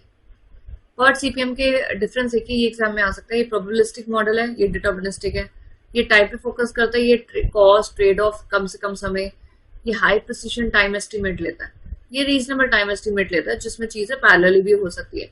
इसमें अनप्रिडिक्टेबल एक्टिविटीज है क्योंकि फर्स्ट टाइम प्रोजेक्ट है, इसमें प्रिडिक्टेबल एक्टिविटीज है। ये नॉन रिपीटेटिव नेचर वाले प्रोजेक्ट में काम आता है, ये रिपीटेटिव नेचर वाले में आता है कि कौन सी चीज पैरेलल हम कर सके। इसमें कोई डिफरेंशिएशन नहीं है, डिफरेंशिएटेड प्रोजेक्ट्स को यूज करता है। ये मेनली आर एंड डी आप देखें, R&D प्रोजेक्ट हमेशा ऐसा प्रोजेक्ट होता है जो पहली बार हुआ है, जिस चीज की ऑलरेडी रिसर्च हुई है उसकी मैं दोबारा रिसर्च करूंगी? नो। तो नॉन रिसर्च प्रोजेक्ट्स होते हैं जो रिपीटेटिव नेचर के हैं, वो यहाँ पे आते हैं CPM में। इवेंट ओरिएंटेड है, ये एक्टिविटी पे मेन फोकस करता है, इसका काम है कंट्रोल ऑफ टाइम, इसका काम है कॉस्ट एंड टाइम। ये भी देखिए मैनेजमेंट टेक्निक है, ये स्टैटिस्टिकल टेक्निक है, क्योंकि इसमें मैनेजमेंट की ज्यादा बात हो रही है, क्योंकि इसमें बात हो रही है कि एक्टिविटीज को हम पूरा कर ले। CPM कह रहे हैं हम स्टैटिस्टिकली करेंगे कि हम कैसे कम कर सके एक समय को। तो ये it's more of project management PERT and CPM is more of a statistical technique. अब आ जाते हैं हम पोर्टफोलियो एनालिसिस में। जिस भी बिजनेस का पोर्टफोलियो है ना, उसको ये वाला एनालिसिस करना चाहिए। अच्छा, अब आप मुझे दोबारा बताएं, PERT किसने निकाला था? US नेवी ने निकाला था सबमरीन प्रोजेक्ट के लिए 1950s के आसपास, और जो CPM है वो डूपॉन्ट्स फर्म के मॉर्गन और वॉकर ने निकाला था 1950s के आसपास। ठीक है, उससे पहले हमने टॉस एनालिसिस करा। टॉस किसने निकाला था? वेरिच ने, रिच बनाने के लिए, राइट। स्वॉट किसने निकाला था? स्वॉट आपके force field analysis K11 1950s में निकाला था।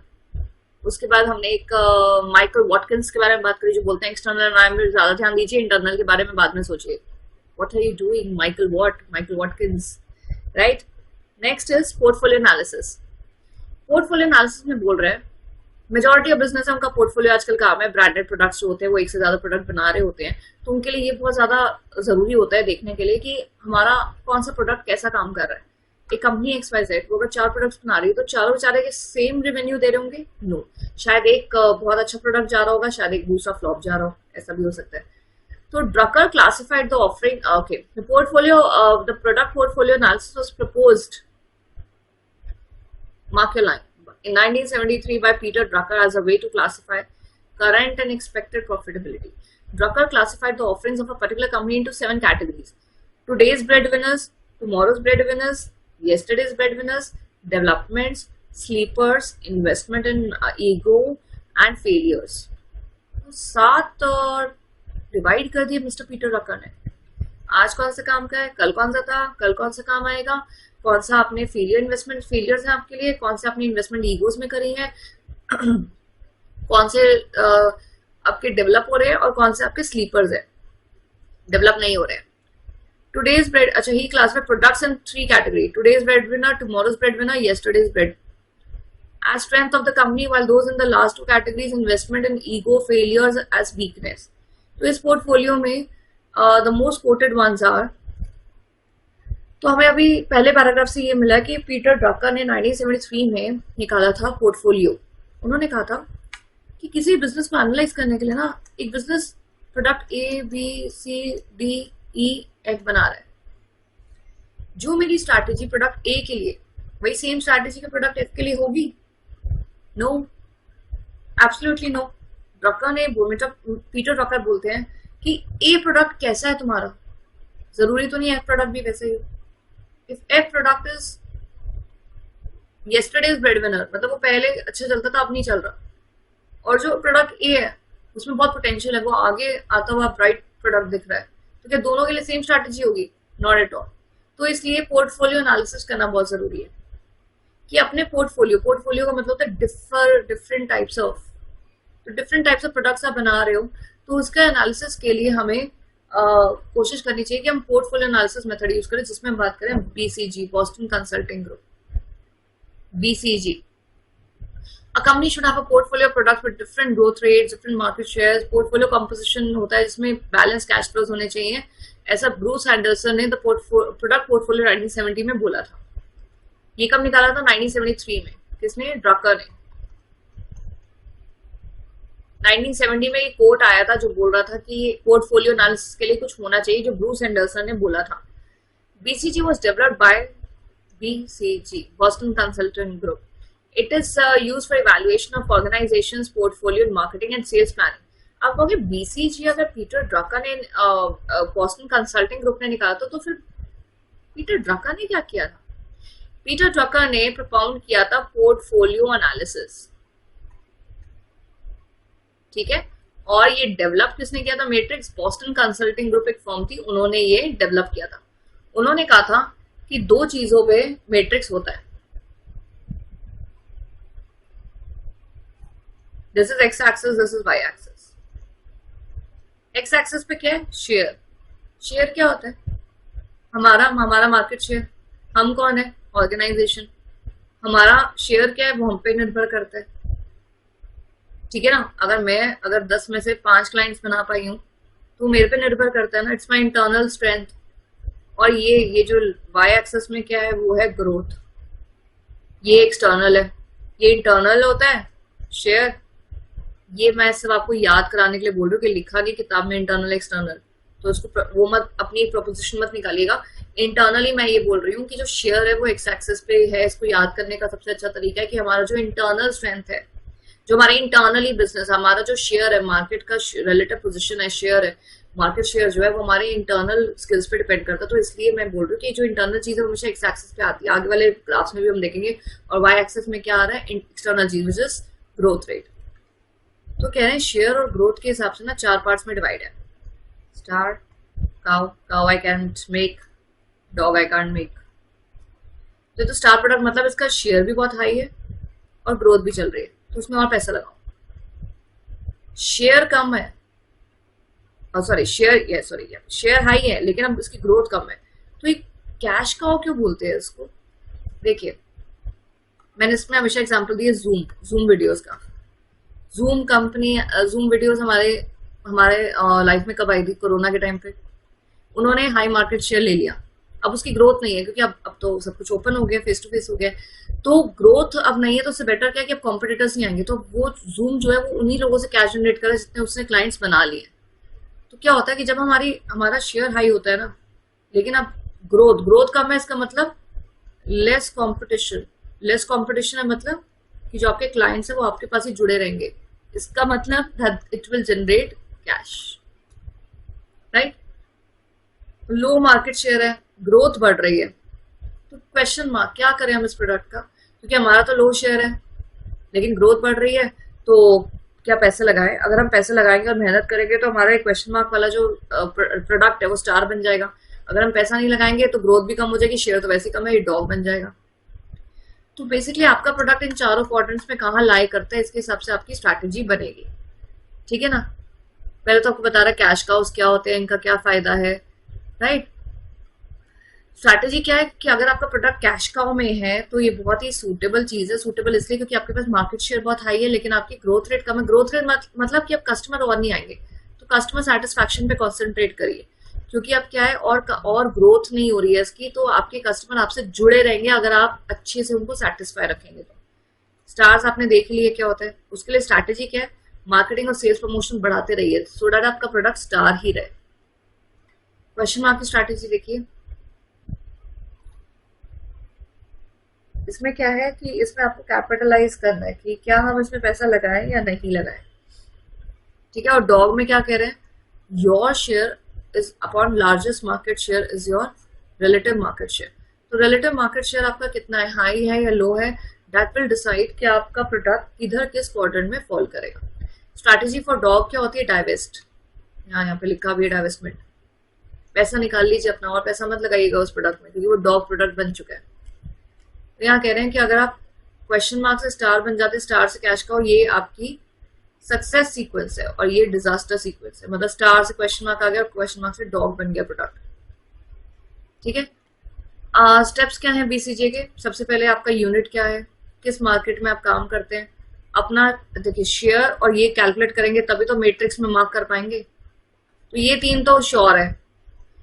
चूज द यूनिट और डिफाइन द मार्केट, इसमें है कि आपका कौन सा प्रोडक्ट है और मार्केट कौन सी है। फिर देखेंगे अपना शेयर उस मार्केट का, growth, and then mark the matrix. तो ये सब स्टेप्स हैं जो आपको एग्जाम में आ सकते हैं। आगे बढ़िए।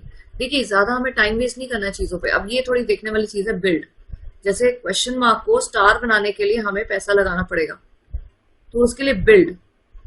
होल्ड मतलब कि अगर आप स्टार पोजीशन में तो होल्ड करिए अपने आप को, कैश का है तो और पैसा लगाइए हार्वेस्ट, और अगर डॉग क्वाड्रेंट है तो डाइवेस्ट। ये इसलिए मार्क करवा रही हूँ सो दैट अगर ये आएगा तो आपको ये वाली स्ट्रैटेजी ऑप्शन में मार्क करनी है। अच्छा, और बीसीजी मैट्रिक्स किसने निकाला था? बॉस्टन कंसल्टिंग ग्रुप में, ठीक है। उसके बाद पीटर ड्रकर, और ये पोर्टफोलियो एनालिसिस होना चाहिए, किसने बोला था? मिस्टर पीटर ड्रकर ने। पीटर ड्रकर ने कौन से ईयर में बोला था? 1973 में। पीटर ड्रकर ने कितने प्रकार के आपको बताए थे क्वाड्रेंट्स? उन्होंने कहा था 7 प्रकार के होते हैं। Today's breadwinner, yesterday breadwinner, tomorrow's breadwinner, failures, success, and then उन्होंने ये भी बोला था इन्वेस्टमेंट इन ईगोस, राइट।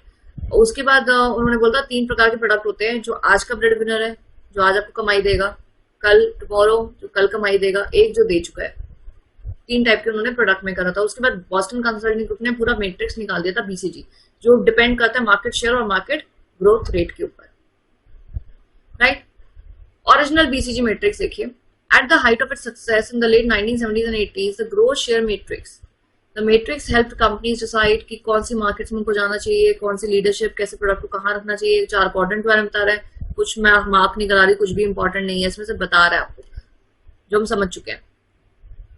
यूटिलिटी क्या है? ये 2-fold मैट्रिक्स है। मैट्रिक्स हेल्प करता है आपको इंडस्ट्रियल कंपनीज को डाइवर्सिफाई करने के लिए। पता है, मैं खुद भी रीड कर रही हूँ कि कुछ इंपॉर्टेंट बताने वाला तो नहीं है आपको। क्रिटिसिज्म देखिए, ये बिजनेस यूनिट है, जरूरी नहीं हर कोई कैश जनरेट करे, लेकिन अच्छा देखिए क्रिटिसिज्म तो है ना, हर कोई प्रोडक्ट इन 4 क्वाड्रेंट में नहीं होता, वो उससे अलग भी हो सकता है। मैट्रिक्स इग्नोर करता है इंटरडिपेंडेंसीज, मैट्रिक्स इग्नोर कर रहा है एक ही नाइचे पे काम कर रहा है, ठीक है ना। मैट्रिक्स क्रिटिसाइज करा गया काफी टाइप से, एक ही फैक्टर पे काम कर रहा है, गारंटी नहीं करता मैट्रिक्स किसी भी चीज को, डिक्रीजिंग सेम वैल्यू। तो ये क्रिटिसिज्म है मैट्रिक्स के बारे में, कह रहे हैं कि हर चीज से सही नहीं बताता। कोई गलत मैट्रिक, कोई गलत क्वाड्रेंट में अपने प्रोडक्ट को डाल दें तो हमारा खराब स्ट्रैटेजी भी हो सकती है। क्रिटिसिज्म 2.0, यहाँ काफी इसकी एक्सपेरिमेंटेशन हुई थी और देखा गया था कि ये इतना कॉम्पिटिटिव नहीं है, रिप्लेस करता है और इसको हर क्वाड्रेंट में नहीं डाल सकता है प्रोडक्ट को, तो ये हमारे बैकफायर भी कर सकता है। अगेन आपको थोड़ा सा एग्जाम्पल दिए हुए जिसको सिर्फ रीड करना है। उसके बाद है आंसर ऑफ ग्रोथ मैट्रिक्स। एक बार आंसर ऑफ ग्रोथ मैट्रिक्स को जरा रीड करिए। अब देखिए answer of growth product matrix में सबसे पहले तो हमें ये ध्यान आना चाहिए कि एंसॉफ सुनते ही हमें आइगोर एंसॉफ का ध्यान आना चाहिए कि किसने निकाला है? Mister आइगोर एंसॉफ, right. सो आइगोर एंसॉफ के बारे में आपको he is a great strategist जिन्होंने ये ग्रोथ मैट्रिक्स निकाला था कि अगर आपके बिजनेस को ग्रो करना है तो आप इस वाले मैट्रिक्स को ध्यान दे सकते हैं, राइट। तो एंसॉफ प्रोडक्ट मार्केट ग्रोथ मैट्रिक्स, तो अगर आप ये ध्यान रखेंगे ना प्रोडक्ट मार्केट ग्रोथ मैट्रिक्स, तो आपको इसके क्वाड्रेंट्स भी अच्छे से याद हो जाएंगे, ठीक है। तो यहाँ कह रहे हैं कि there are 4 ways to grow a business model. It first appeared in Harvard Business Review in 1957. It was created by strategist Igor Ansoff to help management to focus on their business growth, right? अब देखिए बहुत सारी चीजें learn करने वाली हैं, तो हम यहाँ पे ये चीजें मार्क कर लेंगे, ठीक है ना, क्योंकि जब हम एग्जाम से कुछ घंटे पहले या एक दिन पहले जब अपनी बुक ओपन करें, स्टडी मटेरियल ओपन करें, तो हमें तुरंत ये जो हाईलाइटेड चीजें हैं इससे हमें ध्यान आ जाए, राइट। तो एक बार एग्जाम में कोई क्वेश्चन आता है कि आंसर ऑफ ग्रोथ मैट्रिक्स किसने दिया है, तो आपको सीधा ध्यान आना चाहिए 1957 के हार्वर्ड बिजनेस रिव्यू में सबसे पहले आइगोर एंसॉफ ने इसके बारे में जिक्र किया था। This is also 2x2 matrix, right. So यहाँ पे प्रोडक्ट मार्केट ग्रोथ मैट्रिक्स, मैंने आपको अभी कहा था कि प्रोडक्ट मार्केट ग्रोथ, इसके बारे मतलब प्रोडक्ट मार्केट ग्रोथ अगर पूरा नाम याद रखेंगे तो आपको याद आ जाएगा कि एक्स एक्सिस पे हैं आपके प्रोडक्ट्स और वाई एक्सिस में है आपकी ग्रोथ मार्केट्स के बारे में, ठीक है ना। सॉरी, तो एक बात बताइए, अभी जब हमने बीसीजी मैट्रिक्स किया था तो मैंने अभी आपको बताया था, अभी कुछ देर पहले ही बताया था आपको कि आपका जो मार्केट शेयर है वो आपका शेयर है तो वो एक्स एक्सिस पे आ रहा है, ठीक है ना। अगर आपको ध्यान ना हो तो I will show you BCG again. BCG में देखिए, बीसीजी में क्या है, बीसीजी में एक्स एक्सिस में क्या है आपका मार्केट शेयर और वाई एक्सिस में क्या है ग्रोथ रेट। तो मैंने आपको ये चीज ऐसे इस तरीके से समझाई थी कि जो आपका एक्स एक्सिस है वो आपका है, ठीक है, आप सोचिए Y axis is influence by external and Y axis is influence by internal factor. याद कराने के लिए बोल रही हूँ, इसलिए एक्स एक्सेस में हमारा शेयर आ रहा है और वाई एक्सेस में आ रहा है आपका बिजनेस ग्रोथ। ठीक है, अब जरा आंसॉफ की ग्रोथ मैट्रिक्स पे ध्यान दीजिए। आंसॉफ ग्रोथ मैट्रिक्स में भी एक्स एक्सेस जो है वो क्या है? अब आंसॉफ का जो ग्रोथ मैट्रिक्स है that is product market growth matrix, पूरा नाम तो यही है। ठीक है, developed by Igor Ansoff in the year 1957, right. तो अब एक बात बताइए, प्रोडक्ट मार्केट ग्रोथ मैट्रिक्स, तो ये किस पे, इसके जो एक्स एक्सिस और वाई एक्सिस में क्या है? प्रोडक्ट और मार्केट। तो यहाँ पे जो प्रोडक्ट है वो एक्स एक्सिस में, क्योंकि आपकी बनाई हुई चीज है, इंटरनली आप बना रहे हो, लेकिन आपका जो मार्केट है, मार्केट ग्रोथ, मार्केट जो है वो एक्सटर्नल चीज है, वो वाई एक्सिस पे आ रही है, राइट। तो मैंने ऐसे आपको याद कराया था कि इंटरनल चीज आपके एक्स एक्सिस पे आ रही है, एक्सटर्नल चीज वाई एक्सिस पे आ रही है। तो यहाँ पे देखिए आप प्रोडक्ट्स एंड मार्केट्स, प्रोडक्ट्स और मार्केट्स। एग्जिस्टिंग प्रोडक्ट है तो क्या करेंगे? न्यू प्रोडक्ट है तो क्या ग्रोथ करेंगे? Existing market, new market. ठीक है, तो एग्जिस्टिंग प्रोडक्ट है और एग्जिस्टिंग ही मार्केट। आपको ये ग्राफ बनाने एग्जाम में नहीं आ सकता क्योंकि आपका ऑब्जेक्टिव टाइप पेपर है। ठीक है, एग्जाम में अगर ये ग्राफ बना गया, हमसे पूछा गया कि ये वाले क्वाड्रेंट का नाम क्या है, जैसे ये नहीं दिया हुआ, यहाँ पे तो लिखा हुआ ना मार्केट डेवलपमेंट, यहाँ पे नहीं लिखा और पूछा ये क्या क्वाड्रेंट है, इसका नाम क्या है, तो आप पहचान लेंगे। तो बेसिकली आपको ये चीज पता होनी चाहिए, ये जो यहाँ पे लिखी है। ठीक है, करंट प्रोडक्ट, करंट मार्केट, तो अब हमें याद करना पड़ेगा, अब हम इसको रट लें। अब हम क्या करें? तो आप यहाँ देखिए, करंट प्रोडक्ट, करंट मार्केट, मतलब प्रोडक्ट भी आपका एग्जिस्टिंग है। अब मैं आपको एक ग्राफ से समझाती हूँ। प्रोडक्ट भी आपका एग्जिस्टिंग है और मार्केट भी एग्जिस्टिंग है, मतलब आप ऐसा प्रोडक्ट आप बना रहे हैं जो आप ऑलरेडी बना रहे हैं और मार्केट भी इसकी है, बनी हुई है। तो हम कौन सी स्ट्रैटेजी यूज करें? हमें मार्केट में घुस जाना चाहिए। Penetrate is to enter market. You have this product, you have this market, so just enter the market. You don't have to do anything with the product or market, right? लेकिन जब भी कोई चीज new होती है उसको develop करने की कोशिश करिए। प्रोडक्ट आप बना रहे हैं लेकिन इस चीज की मार्केट नहीं है, तो मार्केट को डेवलप करिए। ठीक है, अब यहाँ देखिए, प्रोडक्ट नया है, मार्केट ऑलरेडी बनी हुई है इसके, तो प्रोडक्ट को डेवलप करिए। जो चीज नहीं है उसको डेवलप करना है। ऐसे याद करने का तरीका बता रही हूँ। Whenever it is a new product, existing market, so develop product. Whenever it is existing product, new market, develop market. क्या बोल रहे हो, सब ऊपर से जा रहा है। अगर ऐसा लग रहा है आपको कि याद नहीं हो रहा, अगेन रटना पड़ रहा है, ऐसा रटने वाली कोई चीज नहीं है। देखिए, अगर आपका न्यू मार्केट है तो आपकी स्ट्रैटेजी का नाम क्या है? Market development. न्यू प्रोडक्ट है तो आपका स्ट्रैटेजी का नाम क्या है? Product development. अब आप यहाँ पे देख रहे होगे, हमने अपनी रेगुलर क्लास में बहुत डिटेल्स में बात करी है सारे मैट्रिसेस के बारे में, सारी चीजें एक एक लाइन बाय लाइन, एक एक word by word I have explained you, right. I have explained you all the logics behind, all the theory behind. लेकिन अभी मैं क्या कोशिश कर रही हूँ? आपको याद कराने के लिए। ठीक है ना, अब आप भी घर में बैठते हैं तो याद करने की कोई रीजन सोचते हैं ना कि अच्छा मैं इस वर्ड से ये चीज याद रखूंगा। हर किसी का याद करने का कोई ना कोई तरीका होता है, तो मैं याद कराने का तरीका बता रही हूँ। ठीक है, तो अगर एग्जिस्टिंग मार्केट, एग्जिस्टिंग प्रोडक्ट है तो get into the market, market penetrate. जो चीज नहीं है उसको डेवलप करना है। जैसे न्यू मार्केट है, एग्जिस्टिंग प्रोडक्ट है तो मार्केट डेवलपमेंट, न्यू प्रोडक्ट है और एग्जिस्टिंग मार्केट है तो प्रोडक्ट डेवलपमेंट। दोनों ही न्यू है तो डाइवर्सिफाई। डाइवर्सिफाई मतलब कि दोनों चीजें आपके लिए नई है। ये प्रोडक्ट भी आपका नया है और मार्केट भी इसकी नई है, बनी हुई नहीं है। तो अब आपको मार्केट बनानी भी है और प्रोडक्ट भी मार्केट में लाना है, तो आप डाइवर्सिफाई करोगे। यू कैन एक तरह से ना, suppose this is a pen, it's a touch pen, ये बहुत कॉमन हो चुका है सपोज, लेकिन पहली बार मैंने बनाया, people don't know about this pen, so मैं इसको डाइवर्सिफाई कर सकती हूँ, इसको इनोवेट कर सकती हूँ, जिस तरीके से ला सकती हूँ, क्योंकि पहली बार मार्केट में आ रहा है, नई मार्केट बन रही है इसकी, तो diversification, right. So you have to remember market penetration and diversification. ये डेवलपमेंट तो हमें न्यू चीज से याद आ जाएगा। हाँ, न्यू मार्केट है तो मार्केट डेवलपमेंट, न्यू प्रोडक्ट है तो प्रोडक्ट डेवलपमेंट, राइट। और देखिए, आपके जो घबराने वाली कोई बात नहीं होती है एमसीक्यूज में। एमसीक्यूज में आंसर ठीक आपके सामने है। आंसर कहाँ छुपा हुआ है? यहाँ पे। ये तो हमें भी पता है, तो सिर्फ आपको सही पहचानना है आंसर। और अब आप इतना पढ़ चुके हैं कि आप पहचान पाएंगे, तो आप बिल्कुल भी ये मत सोचिएगा कि नहीं हमें नहीं आएगा, हम कंफ्यूज हो रहे हैं, या जितना more you will panic the more chances are there that you won't be able to give your best, right. तो मार्केट पेनिट्रेशन में क्या है, market penetration is prefer to many business, क्योंकि ये मार्केट पेनिट्रेशन कब होता है, पेनिट्रेट कब हम करते हैं, जब एग्जिस्टिंग प्रोडक्ट और एग्जिस्टिंग मार्केट है।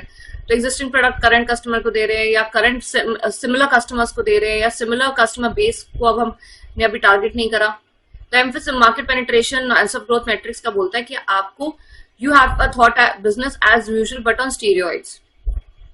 ये लाइन ध्यान रखें, the market penetration option within Ansoff matrix uses existing resource and capabilities and can be thought as business as usual but on steroids. अगर ये लाइन एग्जाम में आ जाती है और पूछा जाता है कौन सी स्ट्रैटेजी की ये फ्रेज है, तो मार्केट पेनिट्रेशन, रटने की जरूरत नहीं है, इसको समझ लेते हैं। Business as usual but on steroids, पहली बात है मार्केट पेनिट्रेशन होता कब है, existing product and you have existing markets.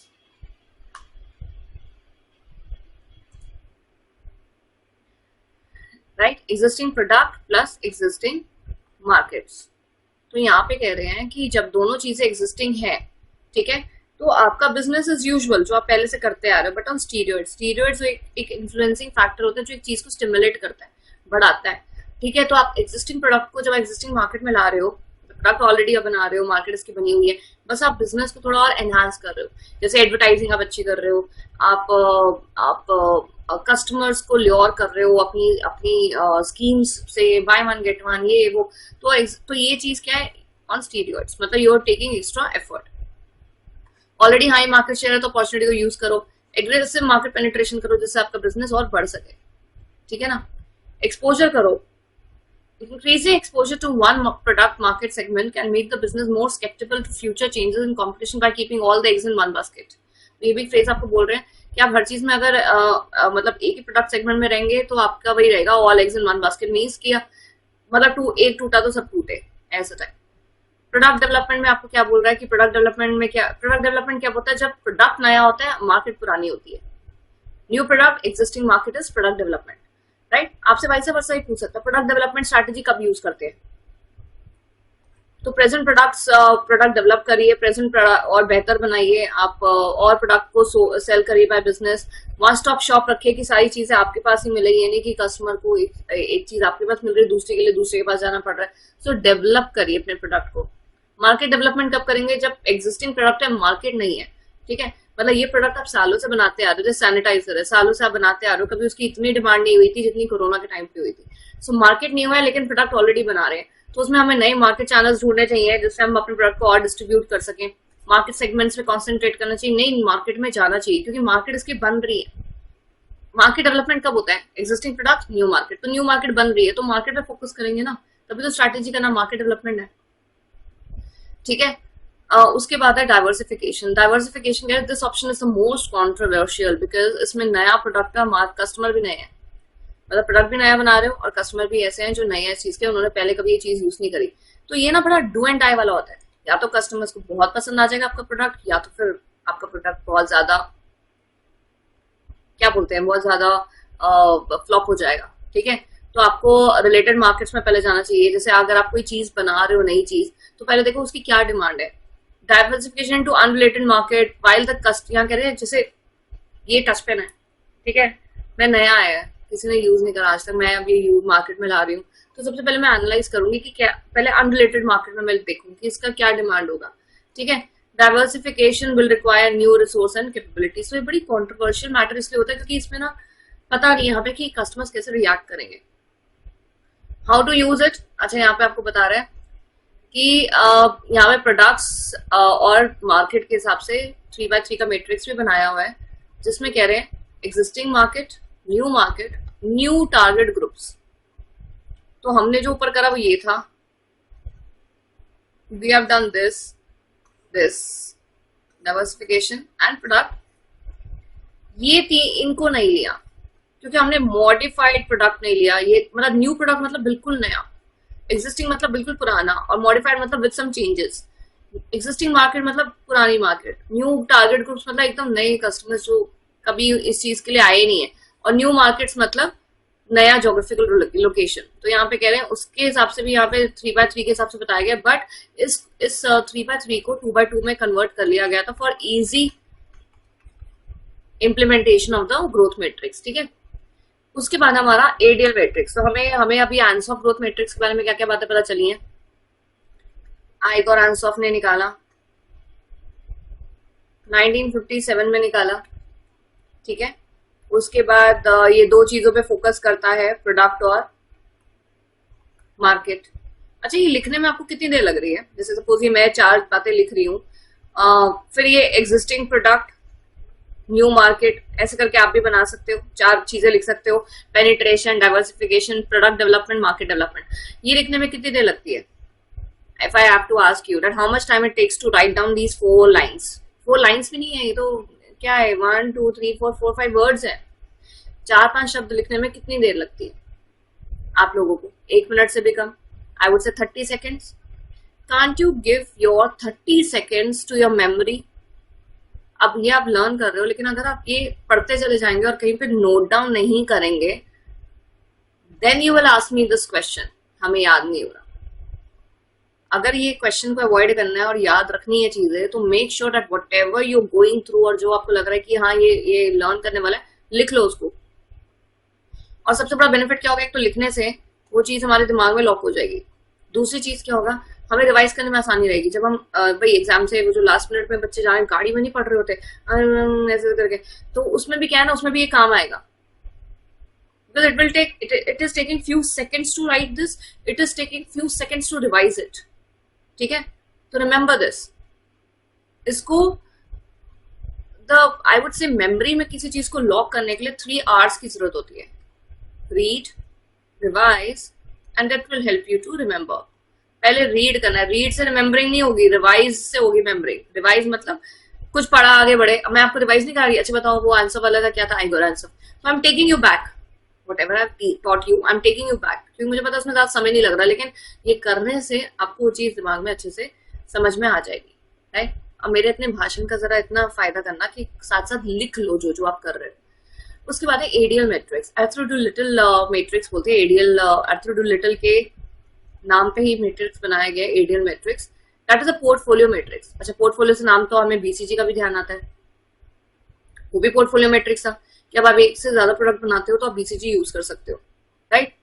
Answer growth matrix specifically design for the growth of the business, तो ये भी पोर्टफोलियो बिजनेस के लिए है। इसमें एनवायरमेंटल असेसमेंट करी जाती है and then because strength assessment leads to competitive position, तो इस हिसाब से इन्होंने मैट्रिक्स बनाया है। आपको याद है माइकल पॉटर के बारे में अभी बात आई थी, जब ये बात आई थी कि बिजनेस असेसमेंट होना चाहिए, मैट्रिक्स होने चाहिए, पोर्टफोलियो असेसमेंट होना चाहिए, तो माइकल पॉटर याद है, अभी आपने ऊपर ही बात करी है, I show you.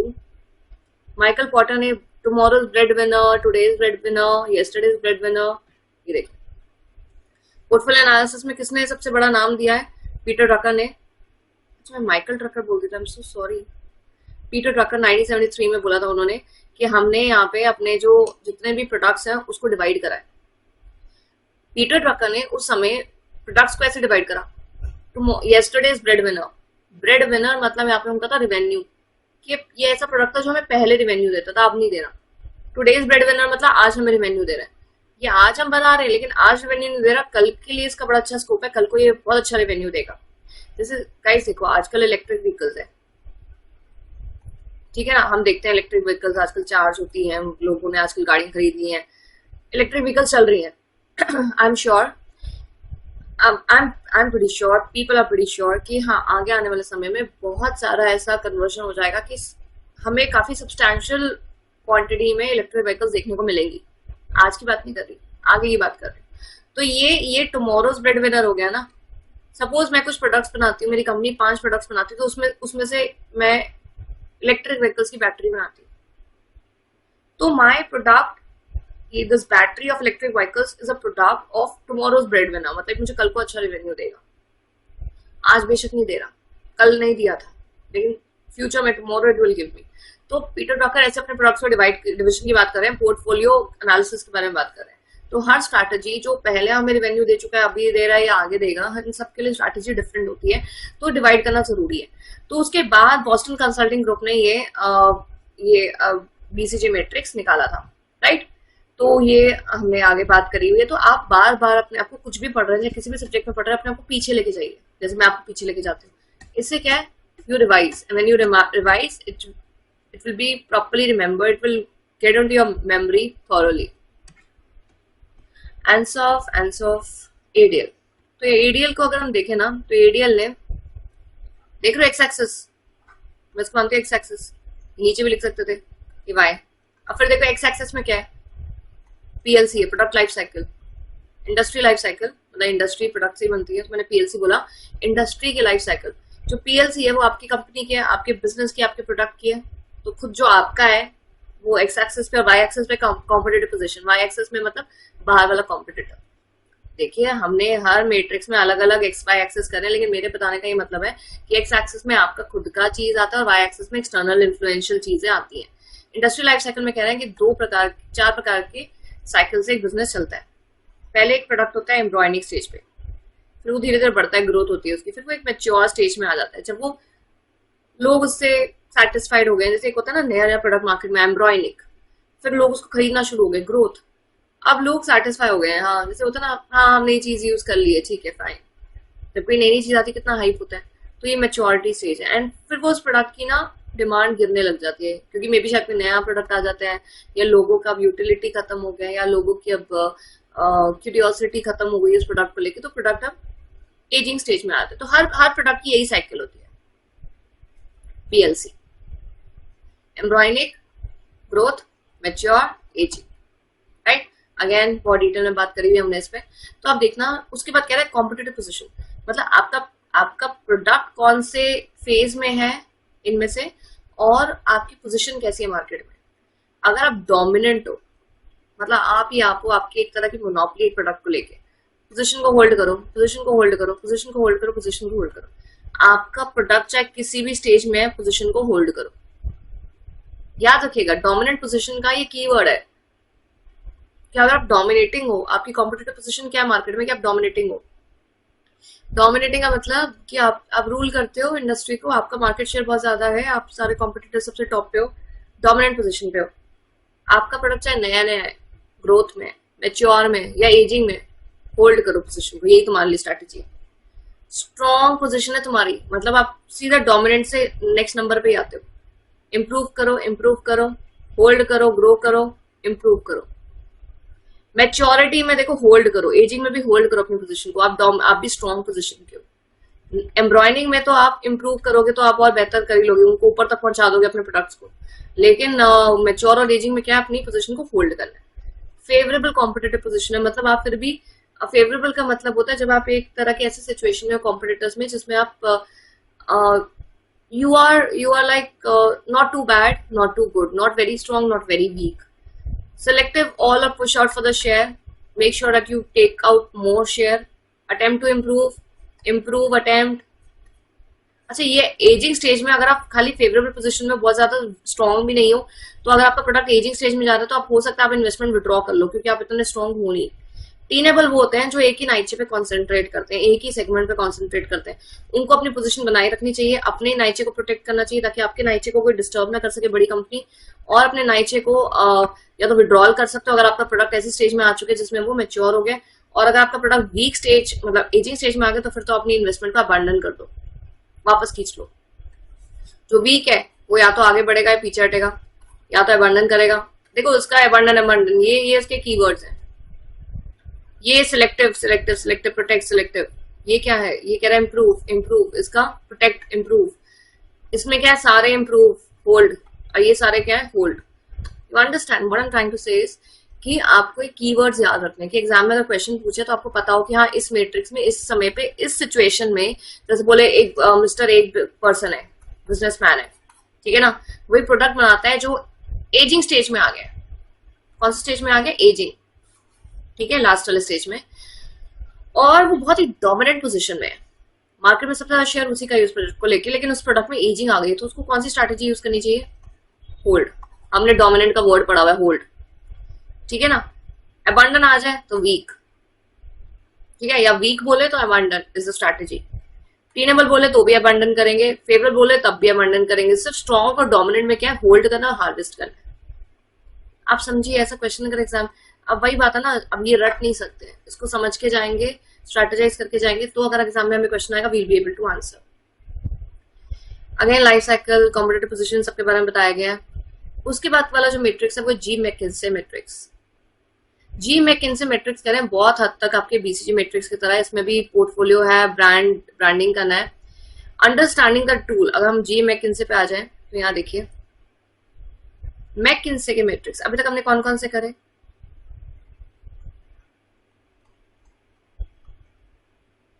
then then then Ansoff, ADL, ji McKinsey. ये जो चैप्टर है ना बहुत बड़ा चैप्टर है, एसएम में सबसे बड़ा चैप्टर यही है। अगर आप ये वीडियो के साथ ही आप ये चैप्टर मेरे साथ कर लोगे तो 2 घंटे में आपका ये चैप्टर बहुत अच्छे से हो जाएगा। तो या मेरे साथ साथ कर रहे हो, ठीक है, तो आप मेरे साथ साथ कर रहे हैं तो आपको रिवाइज भी हो जाएगा, मतलब आप उससे पहले पढ़ चुके हैं तो आपकी क्विक रिविजन हो जाएगी, इंपॉर्टेंट टर्म्स आपके रिवाइज हो जाएंगे। सो इसलिए ही मैंने ये चैप्टर का सबसे पहले स्टार्ट करा है, because this chapter is very lengthy, very important from the exam point of view and little I would से, मतलब अगर कोई डाउट आता है तो इसी चैप्टर में आता है। तो with the help of past मैंने जितना भी डाउट्स देखे हैं इसी चैप्टर से देखे हैं स्टूडेंट्स के, तो इसलिए I got this chapter first. Now McKinsey में एक्स एक्सेस वाई एक्सेस होता ही है, 3x3 का मैट्रिक्स है, you can see. X axis पे क्या है, स्ट्रेंथ, स्ट्रेंथ इंटरनल होती है ना, और बिजनेस की अट्रैक्टिवनेस, इंडस्ट्री की attractive, not business, industry. Industry business के ग्रुप से बनती है और वो तो एक्सटर्नल फैक्टर ही है। किसी भी इंडस्ट्री की ग्रोथ है या वो ग्रोथ नहीं है ये हम तो डिसाइड नहीं करते, ये तो बिजनेस एनवायरनमेंट डिसाइड करता है। अगर आज मैं आपसे पूछूं आप किस चीज में अपना बिजनेस करना चाहते हैं, आप बोलेंगे फूड में, क्लोथिंग में, जिस चीज में आपको लगेगा हाँ इसमें प्रॉफिट ज्यादा होता है, आप वो चीज में बिजनेस बोलेंगे ना अपना, कि हम इस चीज में करना चाहते हैं। आप इस चीज में तो नहीं बोलेंगे कि मुझे इस चीज में बिजनेस करना है जिसमें ग्रोथ ही नहीं है। तो आप इंडस्ट्री अट्रैक्टिवनेस देखेंगे और अपने बिजनेस की स्ट्रेंथ देखेंगे। तो मैकिन्से कहते हैं खुद की ताकत और इंडस्ट्री कौन सी अट्रैक्टिव है, ये दोनों मिलकर बनता है आपकी स्ट्रैटेजीज। अगर आपकी हाई स्ट्रेंथ है, मीडियम स्ट्रेंथ है, लो स्ट्रेंथ है, हाई, मीडियम, लो। अगर आपका हाई स्ट्रेंथ है और बिजनेस भी बहुत अट्रैक्टिव है, इन्वेस्ट करिए डेफिनेटली। मैं एक चीज में मेरी बहुत स्ट्रेंथ है और वो इस चीज में इंडस्ट्री भी ग्रो कर रही है तो मैं इन्वेस्ट करूंगी। मेरी मीडियम हाई स्ट्रेंथ है लेकिन अट्रैक्टिवनेस मीडियम है, तो कोई नहीं, मेरी तो स्ट्रेंथ है ना, मैं इसमें भी इन्वेस्ट करूंगी। मेरी स्ट्रेंथ हाई है लेकिन बिजनेस ये बहुत ज्यादा अट्रैक्टिव नहीं है, बहुत ही पुअर है। सपोज मुझे एक ऐसा स्किल आता है जो इंडिया में यूज ही नहीं होता, मुझे ऐसा डांस फॉर्म आता है जो इंडिया में शायद किसी को पता ही नहीं, मुझे कोई डांस नहीं आता एग्जाम्पल, तो बेशक मेरी स्ट्रेंथ हाई है लेकिन इंडस्ट्री अट्रैक्टिवनेस बहुत लो है, तो मुझे होल्ड करना चाहिए, ठीक है। Medium strength, very high attractiveness, go for invest. अच्छा आप यहाँ देखेंगे ये सीधा एक वो पैटर्न बन रहा है, hold hold hold, this is invest and grow, this is divest. Divest का मतलब होता है टेक योर इन्वेस्टमेंट बैक। तो अगर आपकी लो स्ट्रेंथ है और मीडियम और लो अगर आपकी इंडस्ट्री अट्रैक्टिवनेस है, डाइवेस्ट करिए, पैसा ले लीजिए। हाई अट्रैक्टिवनेस है, बेशक आपकी स्ट्रेंथ लो है तो इसमें भी आप थोड़े से सिलेक्टिव हो सकते हैं क्योंकि इंडस्ट्री बढ़ रही है। इंडस्ट्री जहां जहां बढ़ रही है वहां इन्वेस्टमेंट और ग्रोथ के चांसेस है, राइट। तो ये आप ऐसे पैटर्न की तरह लर्न कर सकते हैं। अगर आपको एग्जाम में क्वेश्चन आता तो आप ऐसे थोड़ा रफ में ऐसे बना सकते हैं, हाँ ये मैट्रिक्स था, ये high medium low, high medium low, and then this was invest invest invest, this was hold hold hold, and this was divest divest and divest. You understand? So वही बात है, अभी मैं फिर से बह के इसको बहुत लॉजिकली समझाने लग जाऊँ। मैं आपको रेगुलर क्लासेस में समझा चुकी हूँ बहुत ज्यादा, बस ये आपको लर्न कराने का तरीका बता रही हूँ।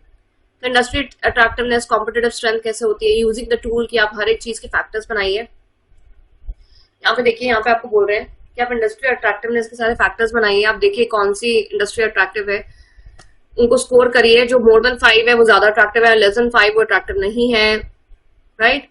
फिर उनका एक सीक्वेंस बनाइए and then you can plot the matrix कि आप कहाँ लाई करते हैं और उस हिसाब से स्ट्रैटेजी यूज करिए, राइट। उसके बाद स्ट्रैटेजिक ऑल्टरनेटिव्स। स्ट्रैटेजिक ऑल्टरनेटिव्स यहाँ पे बोल रहे हैं कि it can be adopted by organisation to attain their objectives. 2 type की स्ट्रैटेजीज ऑल्टरनेटिव है यहाँ पे, ग्लूक एंड जॉर्ज की है और पॉटर की जेनरिक स्ट्रैटेजीज है। ग्लूक एंड जॉर्ज की जेनरिक स्ट्रैटेजिक ऑल्टरनेटिव देखेंगे। ग्लूक एंड जॉर्ज ने स्ट्रैटेजीज निकाली थी 1984 में।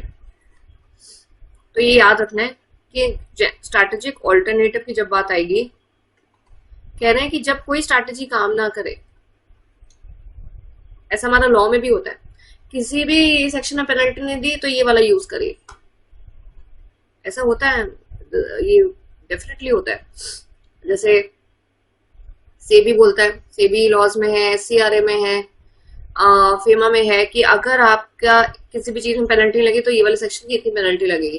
तो जब कोई स्ट्रैटेजी काम ना आए तो हमें स्ट्रैटेजिक ऑल्टरनेटिव यूज करना चाहिए। ग्लूकन जॉर्ज ने दिया और पॉटर ने दिया, ठीक है। तो स्ट्रैटेजिक ऑल्टरनेटिव में यही दो नाम आने चाहिए, glucan George 1984 and Potter strategy, right.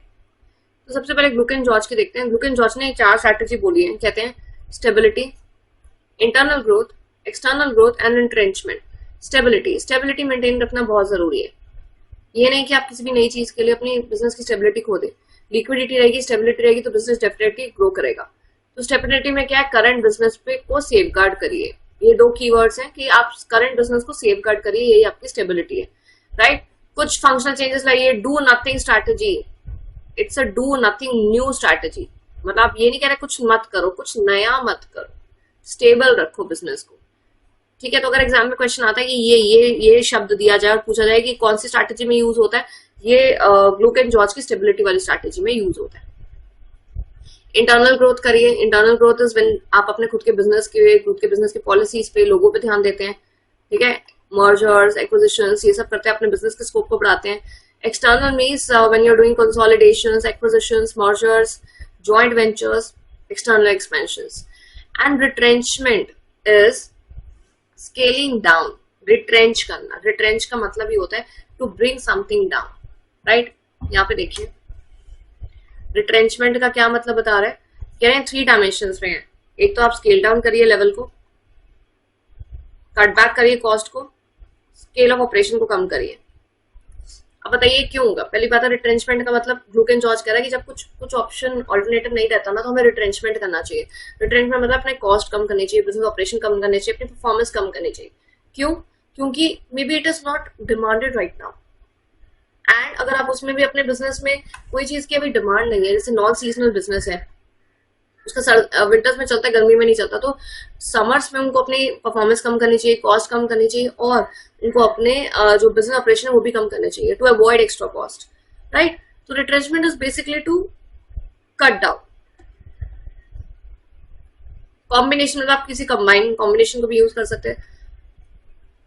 1984 में ग्लूकन जॉर्ज का था, 1985 में कॉम्पिटिटिव एडवांटेज, एक बुक का नाम था, creating and sustaining superior performance, Michael Porter ने लिखी थी, जिसमें उन्होंने 3 जेनरिक स्ट्रैटेजी बताई थी, cost leadership, differentiation and focus.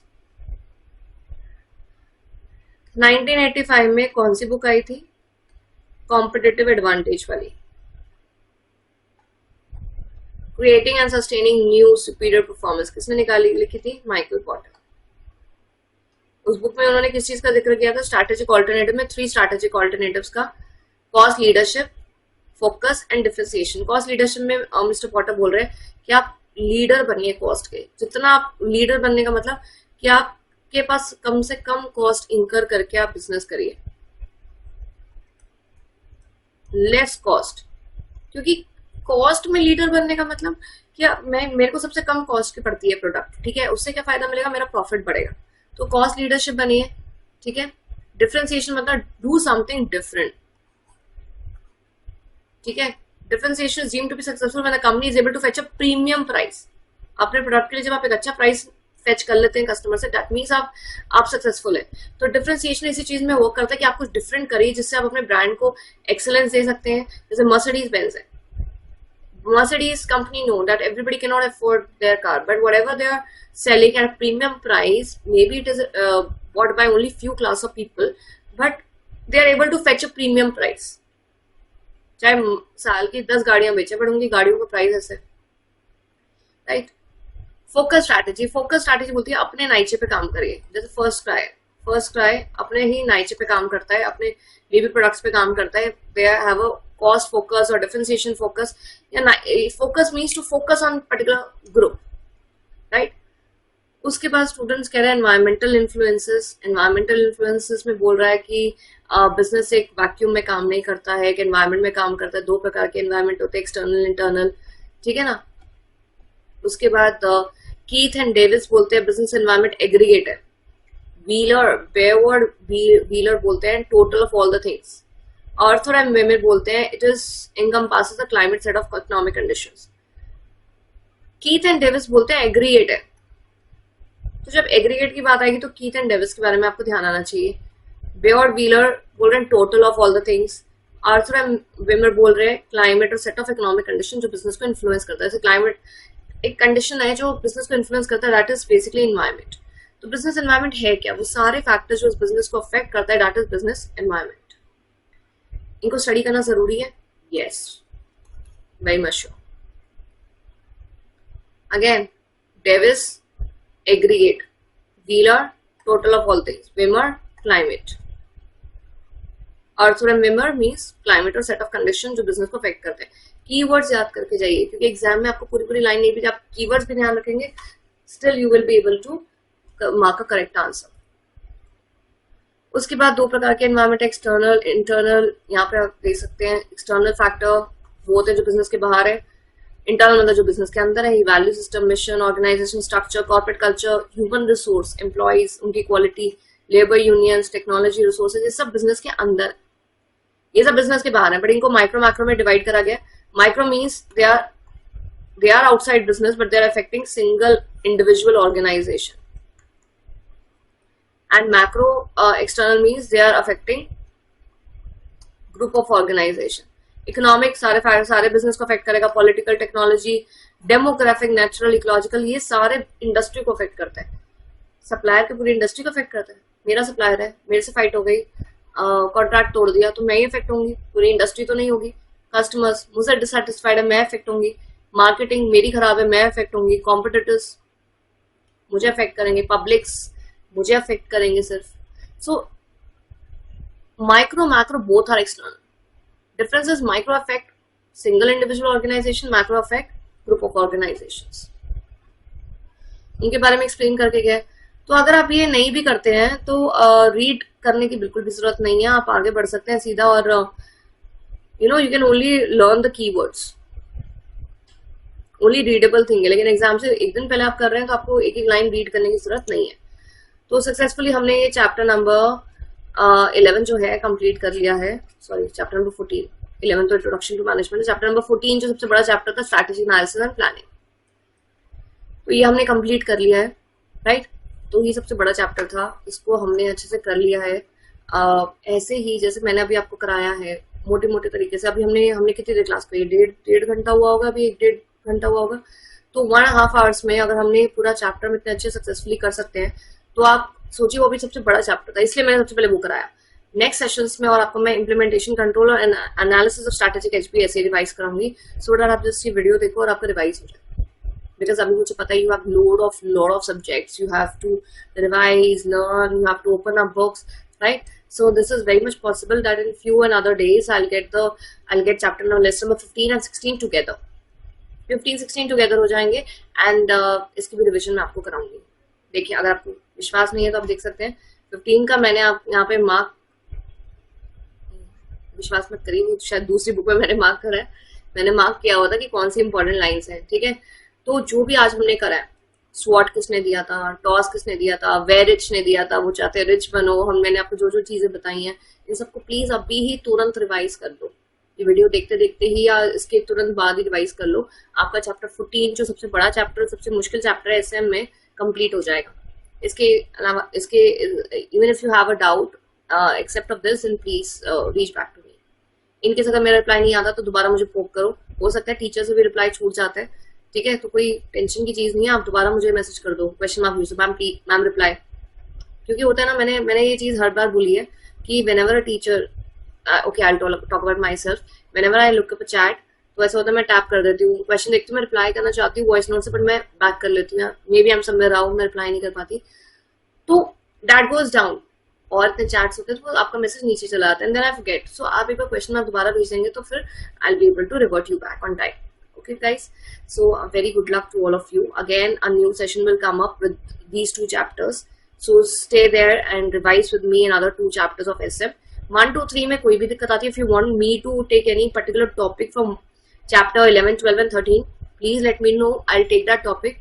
Otherwise 14 मैंने करा दी, 15 16 का भी एक नेक्स्ट वीडियो में मैं आपको ऐसे ही रिवाइज करा दूंगी। मैं ऐसा प्रिज्यूम कर रही हूँ कि 11 12 13 सिंपल है, लेकिन अगर उसमें भी कोई ऐसा टॉपिक लगता है जो आपको लगे कि नहीं इट्स वेरी डिफिकल्ट, प्लीज हमें करा दो, या हमें एक ऐसा इसका भी सेशन ले लो, तो I will take it, I for sure I will take it, right. So please let me know what do you feel कि कितना और टॉपिक्स होने चाहिए, कौन से होने चाहिए। I will definitely take those topics. So see you with flying colors and giving your best of results, getting best of results. Any problems, please reach back to me. Thank you so much.